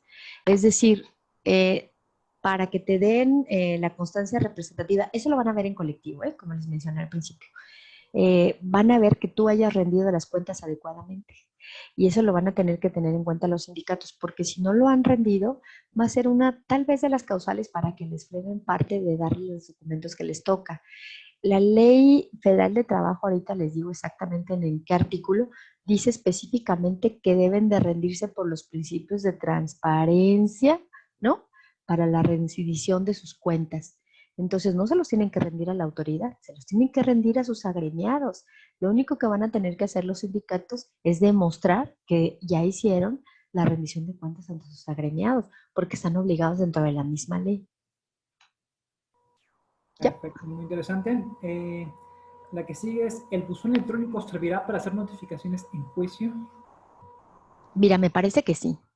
Porque, y ustedes están viendo que con esta pandemia, pues por eso tenemos estos métodos, ¿verdad? Él dicen que para contactar al trabajador, yo creo que definitivamente tendría que ser lo más adecuado. Hay unas cosas que salvar, porque le van a asignar un buzón electrónico al actor, al promovente, y le van a asignar un buzón electrónico también al demandado. Entonces, a mí la única cosa que me queda aquí como académica es que de repente si yo estoy actuando por medio de representante, llamémosle abogado, administrador, lo que sea, y rompo relaciones con él, ¿no? ¿Cómo le va a hacer el centro para debe tener un mecanismo para recuperar los datos y dárselos directamente al interesado? Y entonces aquí va una recomendación para los maestros de CUSEA. Ustedes con este tipo de, el procedimiento nuevo que va a haber, cuando acudan, pues van a tener que estar trabajando junto con el abogado, porque si no, ustedes le dejan el asunto al abogado laboralista y si por alguna otra razón las cosas no se desarrollan, ustedes deben tener siempre como representante del demandado, ¿no? Pues acceso a este buzón electrónico que les van a asignar. Entonces, yo creo, según como mi interpretación que dice la ley, yo creo que las notificaciones van a ser por ahí solamente para el CFE Corel, no tienen los mismos efectos para la instancia judicial. ¿Otra cosa? Perfecto. Sí, es que hay otro para aquí. ¿Se pueden solicitar datos personales de los miembros de los sindicatos por conducto de CFE Corel? Miren, fíjense que el CFE Corel, me parece que aquí tengo todos los lineamientos que tiene que ver con los sujetos obligados. El CFE Corel tiene que subir la información, a ver si está aquí, creo que sí la puse, permítanme tantito.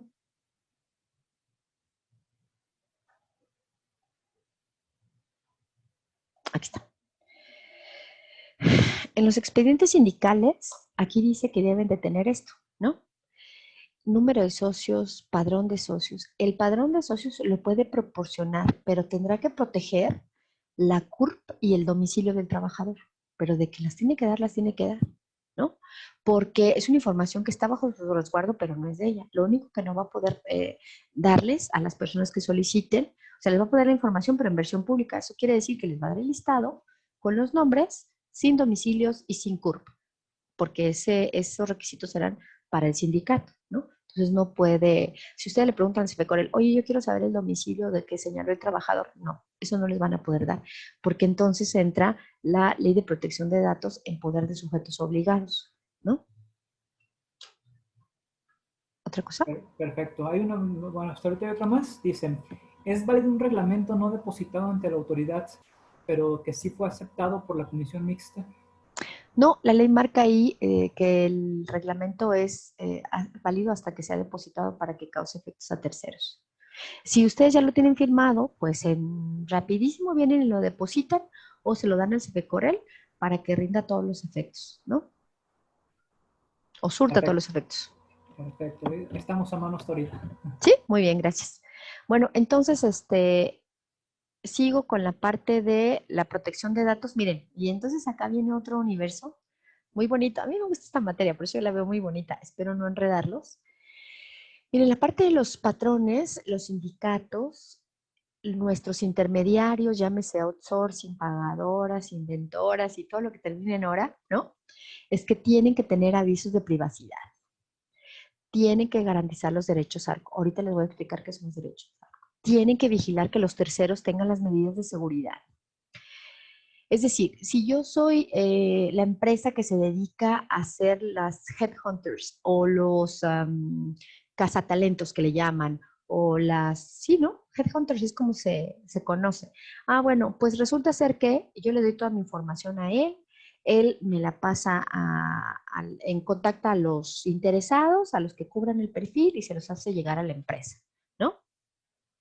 Se supone que estas tipo de empresas tienen que hacer firmar los avisos de protección.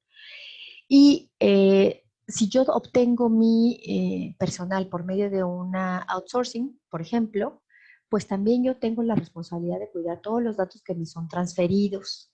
Era con la pregunta que yo iniciaba al principio, ¿cuántos de ustedes y sus empresas tienen protegidos estos datos? ¿Tienen los avisos de privacidad? ¿Tienen el proceso que deben de hacer? Porque los datos de trabajadores son como los datos de cualquier otra persona, deben de protegerlos y cuidarlos. No los deben de transferir a ninguna persona que no esté autorizada, ¿no? Todas las leyes que les aplican, pues ahí están, ¿no? Por ejemplo, para las empresas les aplica la Ley Federal de Protección de Datos en posesión de particulares, ¿no? Si yo soy, por ejemplo, al CFECOREL, le aplica la Ley General de Protección de Datos en posesión de sujetos obligados. Si yo soy un sindicato, me aplica la Ley la Ley Federal de Protección de Datos en posesión de particulares. Pero si recibo recursos públicos, entonces me aplica la Ley General de Protección de Datos en posesión de sujetos obligados. Esto se volvió una especialidad porque la verdad es que es una materia incipiente, pero, y aparte, pues nosotros, las autoridades estatales o las autoridades estatales tienen una ley estatal de protección de datos en posesión de sujetos obligados, en este caso del estado de Jalisco y sus municipios. Miren, les voy a dar los significados de la apócope. ¿Qué quiere decir derechos arco? Acceder, rectificar, cancelar y oponer. ¿Qué quiere decir? Estamos hablando de información personal, ¿no? Y que quien está queriendo acceder a esta información es el titular de la información. Ejemplo, les voy a poner un ejemplo fuera del contexto laboral. Oye, o bueno, no, sí, fuera del contexto laboral. Oye, yo quiero tener acceso a mi expediente médico, ¿no? Ah, no te lo puedo dar porque forma parte del IMSS. ¿Quién es el dueño de la información? Yo. Entonces tienes que darme acceso a mi información, ¿sí? Y en el caso laboral, bueno, oye, empresario, fíjate que quiero copia de todo lo que te di en mi expediente laboral. ¿Puede? Sí, sí puede. Oye, pero yo te los di para contratarte, pero es mi información. Entonces yo quiero copia de lo que te di porque ya no me acuerdo. Les voy a platicar un caso que me tocó escuchar y no quiero hablar mal de nadie. Me tocó escuchar con una persona que me decía, oiga, yo quiero obligar en una empresa de seguridad privada. Fíjense que yo le di mi cartilla militar, porque el reglamento no sé qué, y es hora de que no me la regresa. Le dejó la cartilla original. Y parte de sus acciones era que le regresara la cartilla, ¿no? Yo le decía, esto está tan fácil como decirle a la empresa, oye, empresa, pues regrésale su cartilla, eso es todo lo que te está peleando.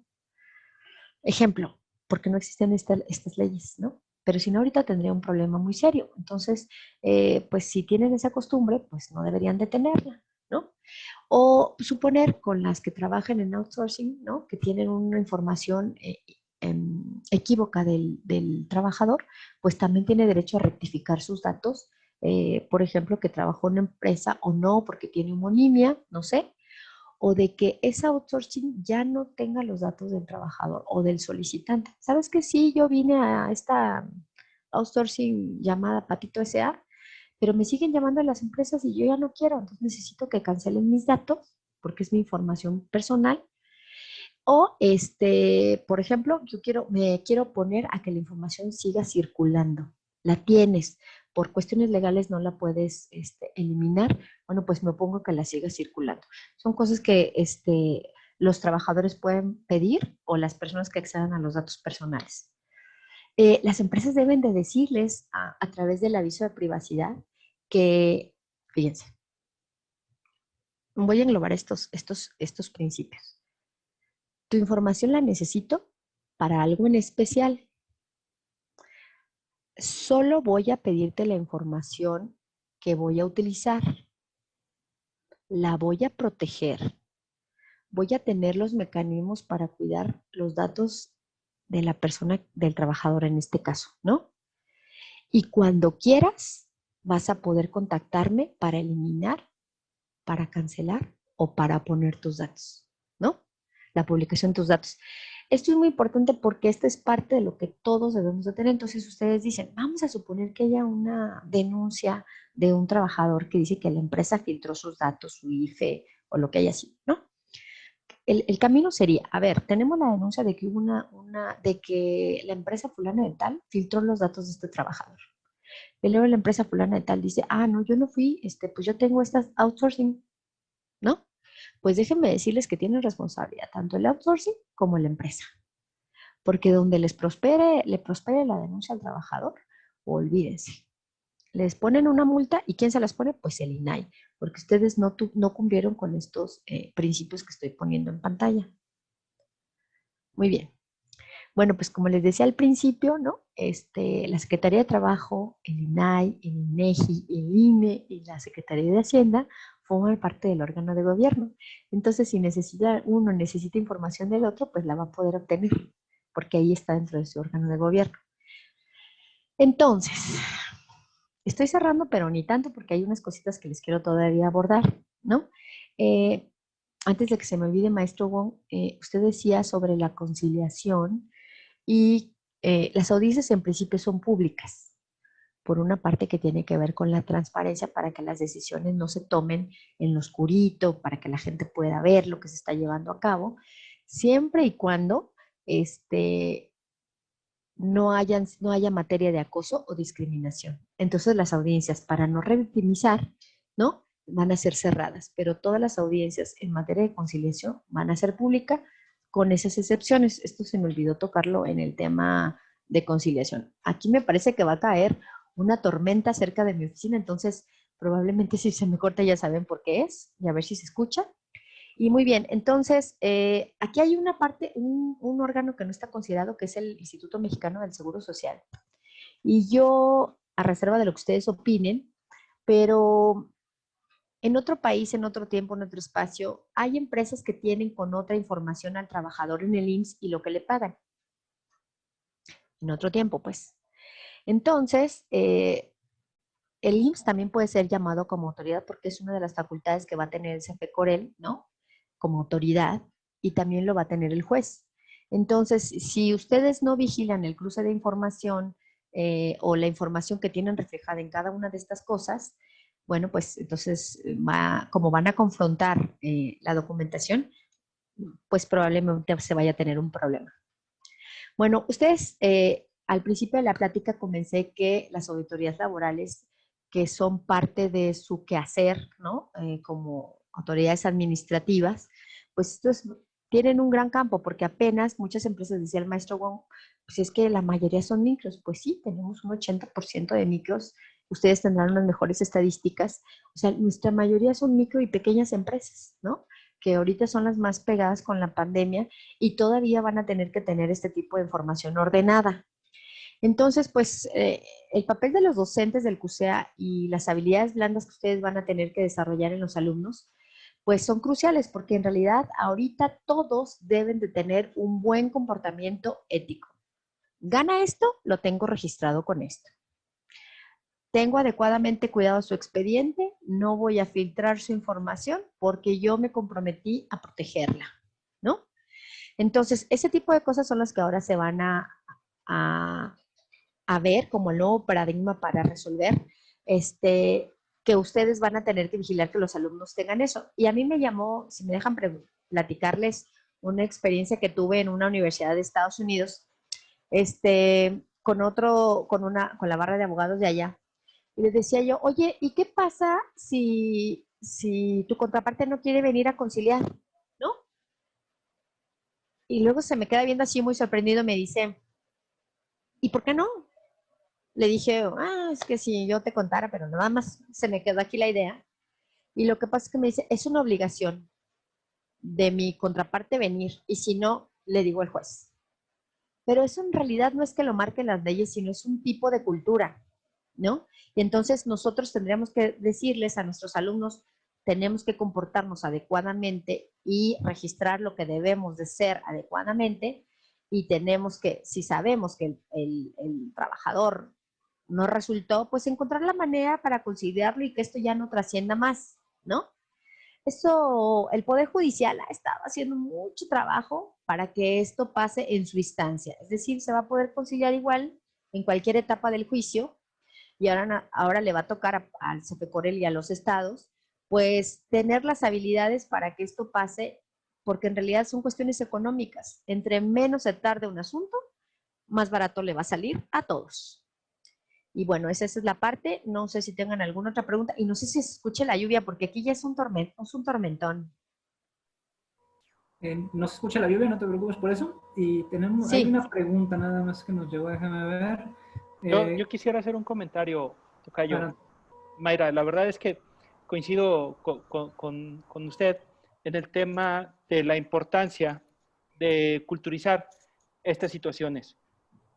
Sabemos que, por ejemplo, en países de primer mundo o que en los que su sistema judicial es más eficiente, pues que el 85% de sus asuntos judiciales se resuelven vía hearings, vía audiencias. No se resuelven a través de juicios. Realmente los asuntos que llegan a juicio tienden a ser muy poco, pero el problema es que debemos de trabajar en esta culturización. Los mexicanos aún creemos que la justicia tiene que impartirla a un juez y queremos sangre y queremos venganza y queremos que nos paguen hasta los intereses, ¿no? Los daños morales y los daños que pude haber tenido, ¿no? Cuando en ese tipo de culturas la reparación del daño tiende a ser el principal objetivo de resolver un asunto, ¿no? La verdad es que es muy interesante, maestra Mayra. Yo la reconozco como parte del tema de transparencia. Para mí es usted un referente y la verdad es que ya nada más me gustaría que quedara un poquito más claro. ¿Qué pasa cuando un sindicato lleva, el sindicato, para empezar, es un sujeto obligado o la información que va a tener el órgano registral, ese va a ser el sujeto obligado? ¿Y qué pasa entonces con la información que tiene el sindicato de sus agremiados con los datos sensibles como la CURP y los domicilios de ellos, ¿no? Híjole, sí, que bueno, perdón, fíjense que esa parte creo que sí la pasé muy rápido, pero sí estoy de acuerdo con usted, maestro. Fíjense que el sindicato tiene, bueno, en otro tiempo, en otro espacio, en otro país, es que luego no se me vayan a sentir, ¿no? Los sindicatos yo creo que no tienen esta parte muy contemplada, porque ellos son sujetos obligados en términos de la Ley de Protección de Datos en posesión de particulares. Es decir, si ahorita te estoy agremiando al sindicato de engrapadores del Estado, no sé, bueno, pues aquí mismo te pido tu domicilio, tu CURP, necesito copia de tu INE y aquí mismo te estoy haciendo firmar tu aviso de protección de datos. Y esto, ¿saben qué? Esto es tan importante porque cuando necesiten las constancias de representatividad, ¿no? Van a empezar a, bueno, las constancias de representatividad solo es un adelanto muy pequeño porque tienen que verlo en colectivo. Tiene que ver con la representación del 30% de los trabajadores, ¿no? Entonces yo, sindicato, voy a presentar mi listado de 30% del número que me toque de trabajadores que represente el 30% de la plantilla laboral. Entonces, ¿a quién le voy a dar esos datos? Pues la ley me marca que le tengo que dar copia del INE, número de INE, número de CURP y domicilio. Pues se lo voy a dar a la autoridad, ¿no? Pero no puedo darle a otro sindicato, a menos que se haya firmado el aviso de privacidad en esos términos. Entonces, como no se firmó en esos términos, porque obviamente no le quiero engrosar el caldo ni contraria, ¿no? Entonces voy a mantener sus datos cuidados. En este país imaginario puede haber inclusive tráfico de datos, de que, mira, te hacen falta, aquí te van estos tales trabajadores para que aquí tengo sus datos y de una vez. Entonces, esperemos que no se dé, pero los sindicatos tienen todas las obligaciones señaladas en la Ley Federal de Protección de Datos y tiene que ver con cuantiosas multas en caso de que se demuestre que ellos filtraron información o le dieron un tratamiento inadecuado a la información que les fue proveída. Es decir, en estos términos, ¿están viendo la presentación? ¿Sí? Bueno. Si yo incumplí como sindicato, suponiendo que soy el sindicato ficticio número 50, ¿no? Este sindicato incumplió con una parte de la lealtad y la responsabilidad porque le filtró los datos a otro sindicato para que pudiera hacer lo que tendría que hacer y me lo demuestran, porque ya saben que aquí todo es demostrable. Este procedimiento se lleva ante el INAI, ¿no? Y les causaría las multas que le debe de causar a cualquier otro particular. ¿Por qué me refiero con el sindicato que a veces le lleva la Ley Federal de Protección de Datos en posesión de particulares o de sujetos obligados? Pues porque las responsabilidades aumentan cuando recibe recurso público. Tiene que transparentar otras cosas, está obligado, pero también está obligado a protegerlas. En mi mediano juicio, pues yo con algunas pláticas que he tenido, la verdad es que yo no he visto, están preocupados ahorita por regular sus estatutos, como dice la nueva ley, ¿no? Pero esta parte de protección de datos, no, la gente no está como tan consciente. Inclusive los trabajadores, ¿no? Porque luego de repente empiezan a dar información, ¿no? Ustedes saben, bueno, quiero tocarles un tema y no. con toda la parte académica y objetiva que pueda hacerlo, se los voy a comentar. Está prohibido por la Ley Federal del Trabajo que pidan pruebas de embarazo a las mujeres. ¿Estamos de acuerdo? Ok.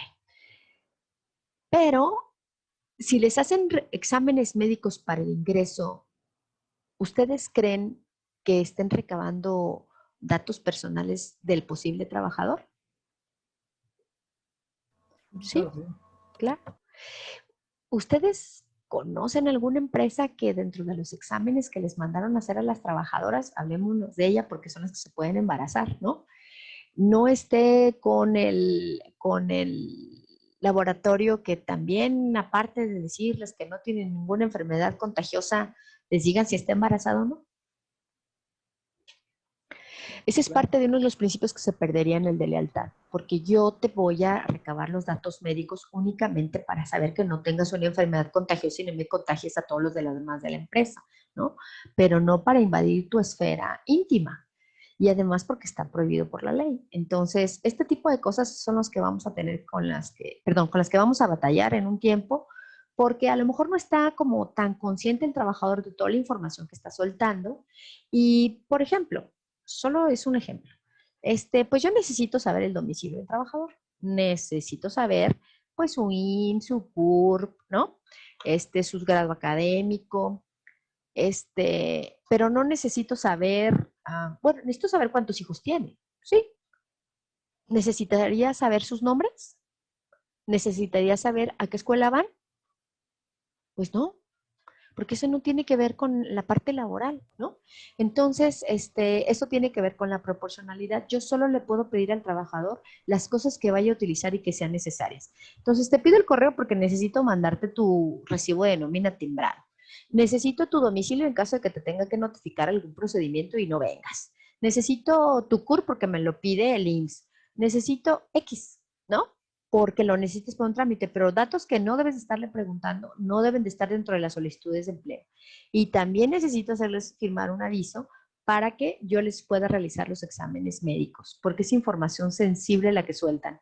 Entonces, si el trabajador está un poco más consciente, yo me he encontrado un sinfín de lugares donde le digo, oye, ¿dónde está tu aviso de privacidad?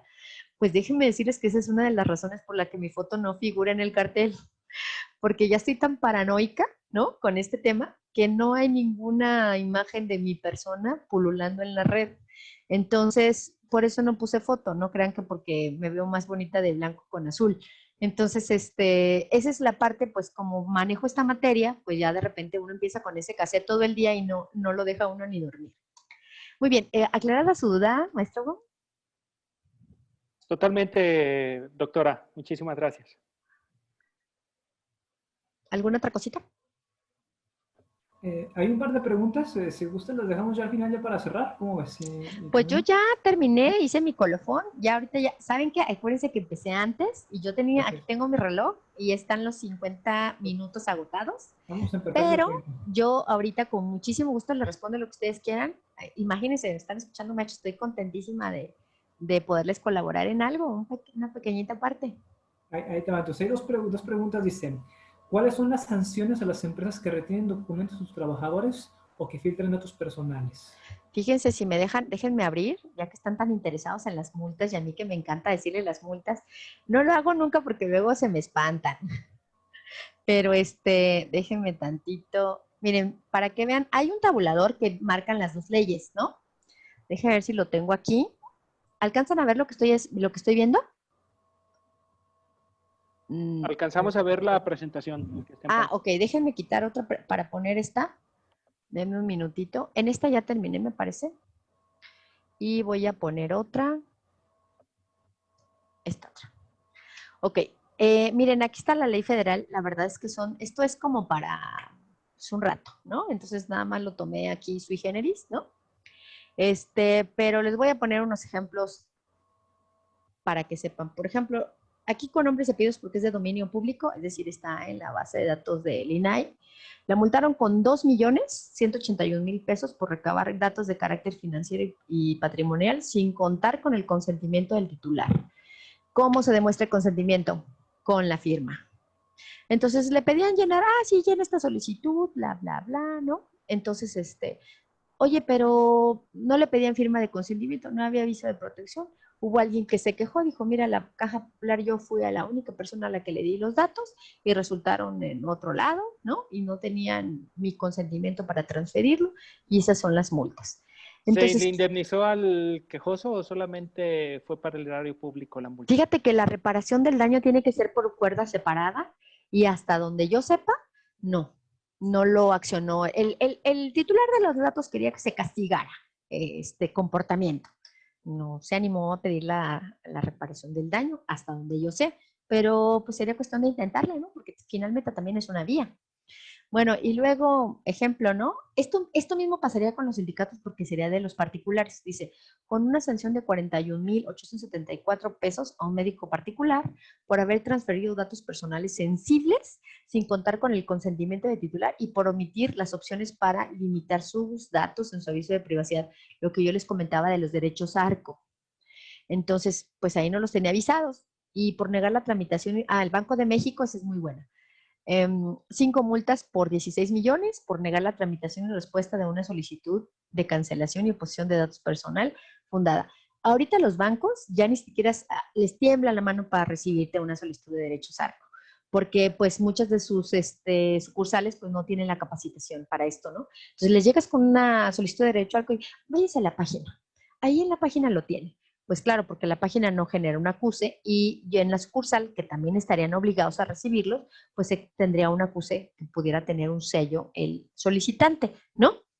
Bueno, pues Banco Nacional de México se caracterizó, creo que ya no existe ahora, ya se llama de otra manera, pues tenía solicitud de que, oye, cancélame los datos, ya no quiero que me llames, yo te di mis datos, pero ya no quiero que los tengas y me molestan mucho con las llamadas y por favor ya, ¿no?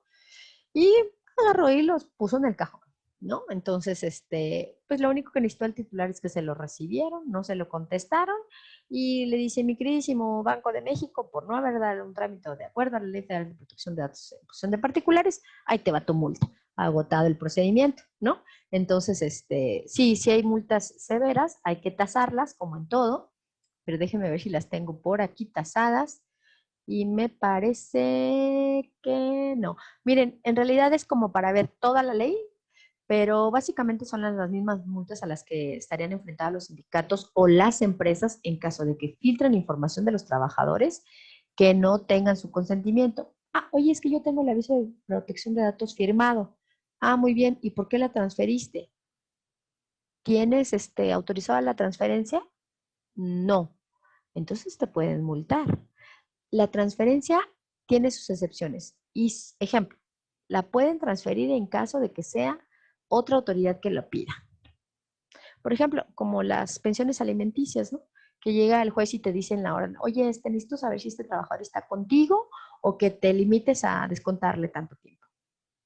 Y entonces uno le contesta, ¿no? Bueno, ¿sabes qué, juez? Pues ya no alcancé porque se fue y el último domicilio registrado, fíjense, el último domicilio registrado estuvo en tal lado. Oye, pero es un dato personal. Sí, pero es una autoridad. Esa es una excepción, ¿no? Pero si alguien más me llega a preguntar por el domicilio del trabajador, la novia o la otra novia, pues a esa no se la puedo dar porque esa no es una autoridad y porque yo no tengo facultad para transmitirla.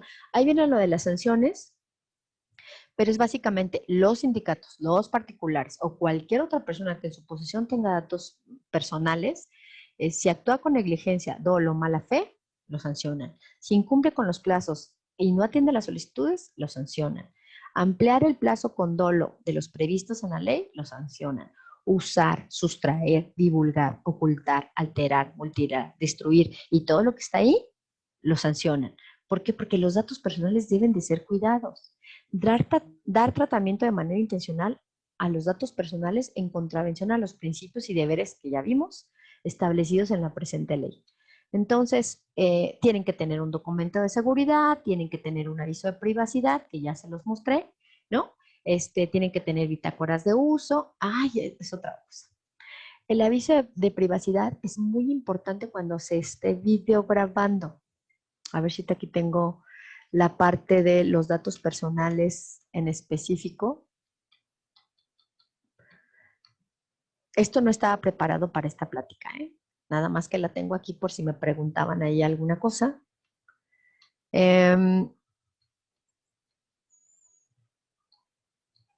Los datos personales, aquí están, denme un minuto. ¿Quién es el dueño de los datos personales? Bueno, pues la persona, ¿no? Toda aquella información que te haga identificable. Entonces, tu voz, tu imagen, en algunos casos extremos como en España, hasta tu silueta, ¿no? Es parte de tu información personal. Entonces, si las empresas o los sindicatos o quien sea recaba huellas, videograbación, ¿no? O graba la voz de los trabajadores para que chequen por voz o por iris, todo eso son datos personales, ¿no? Los sensibles, fíjense, son aquellos que refieran a la esfera más íntima de su titular y cuya utilización indebida pueda dar origen a discriminación o conlleve riesgo grave para este. Entonces, suponiendo, ese es un suponer, que resulta ser que yo estoy queriendo encontrar en un headhunter mi magnífico candidato y le mando a hacer exámenes médicos y descubro que tiene SIDA, ¿no? Y le llamo a otra empresa y le digo, oye, ¿qué crees? Pues a una de las del rubro, ¿no? O las del gremio. Oye, pues no lo contrates, porque ¿qué crees? En el examen salió que tenía SIDA. Imagínense nada más. Entonces, estos son los datos sensibles, los que puedan ocasionar discriminación. La ley no habla de que el dato personal o los datos personales son solamente domicilio o solamente nombre, no. Habla de los datos que puedan hacer identificable a una persona. Fíjense, solo por dar esta parte sin que se me quede, el nombre puede ser público y puede ser confidencial. No es que no me decida, lo que pasa es que depende del contexto. Miren, si el nombre del trabajador está como que recibió un apoyo, o el nombre de la persona está como que recibió un apoyo de un programa social, su nombre es público, ¿sí? Lo puedo dar a cualquier persona porque recibió dinero del Estado, recibió dinero de todos nosotros. Entonces, pues su nombre tiene que ser transparentado como tal. Si yo, como empresa, me piden que les dé el nombre de mi trabajador más malo que haya tenido en el último año, ¿ustedes creen que tendría efectos discriminatorios si yo pudiera el nombre?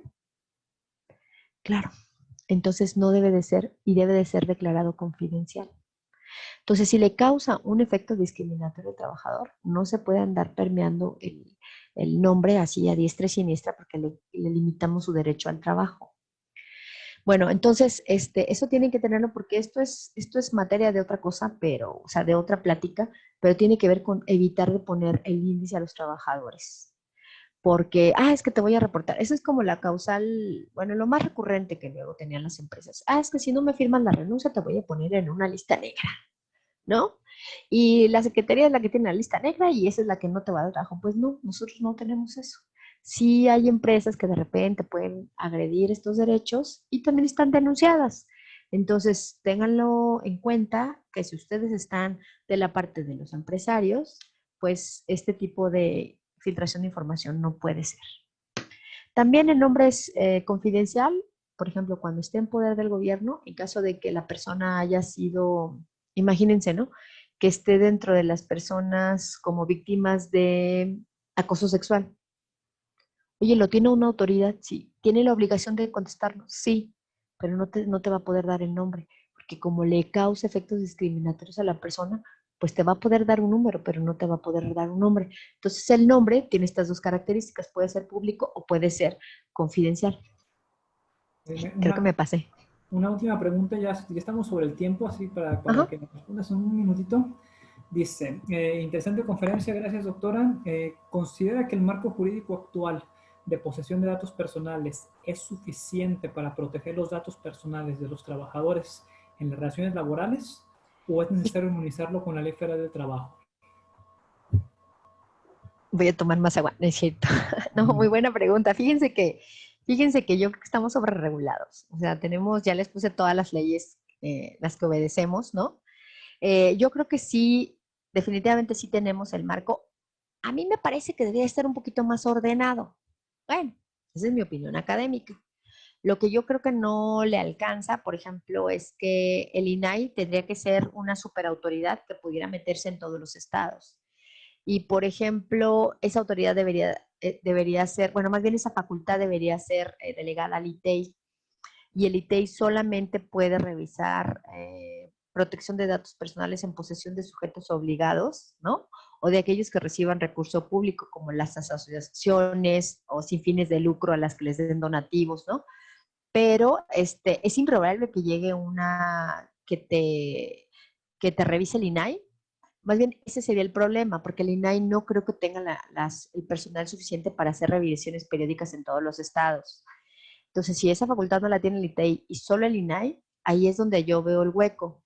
Pero si te llegan a denunciar, el INAI tiene facultades para atraer el asunto y para requerirte, y tan facultades como para multarte.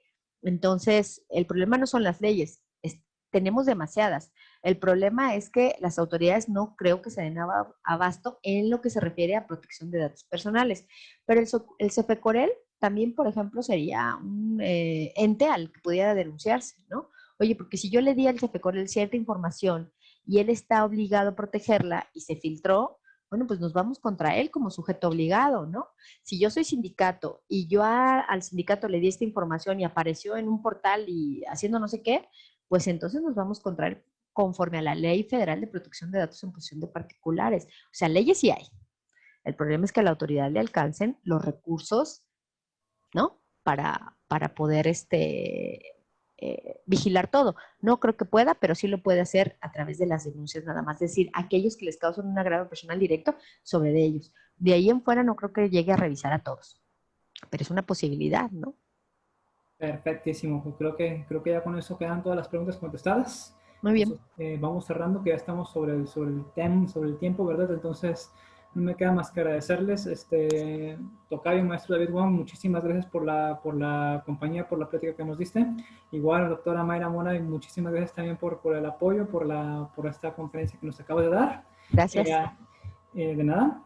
Y pues,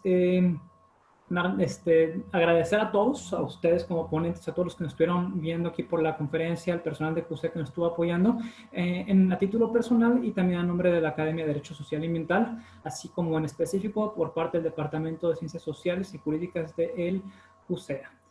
Maestros, los que están viendo ahí del departamento, muchas gracias en particular a ustedes.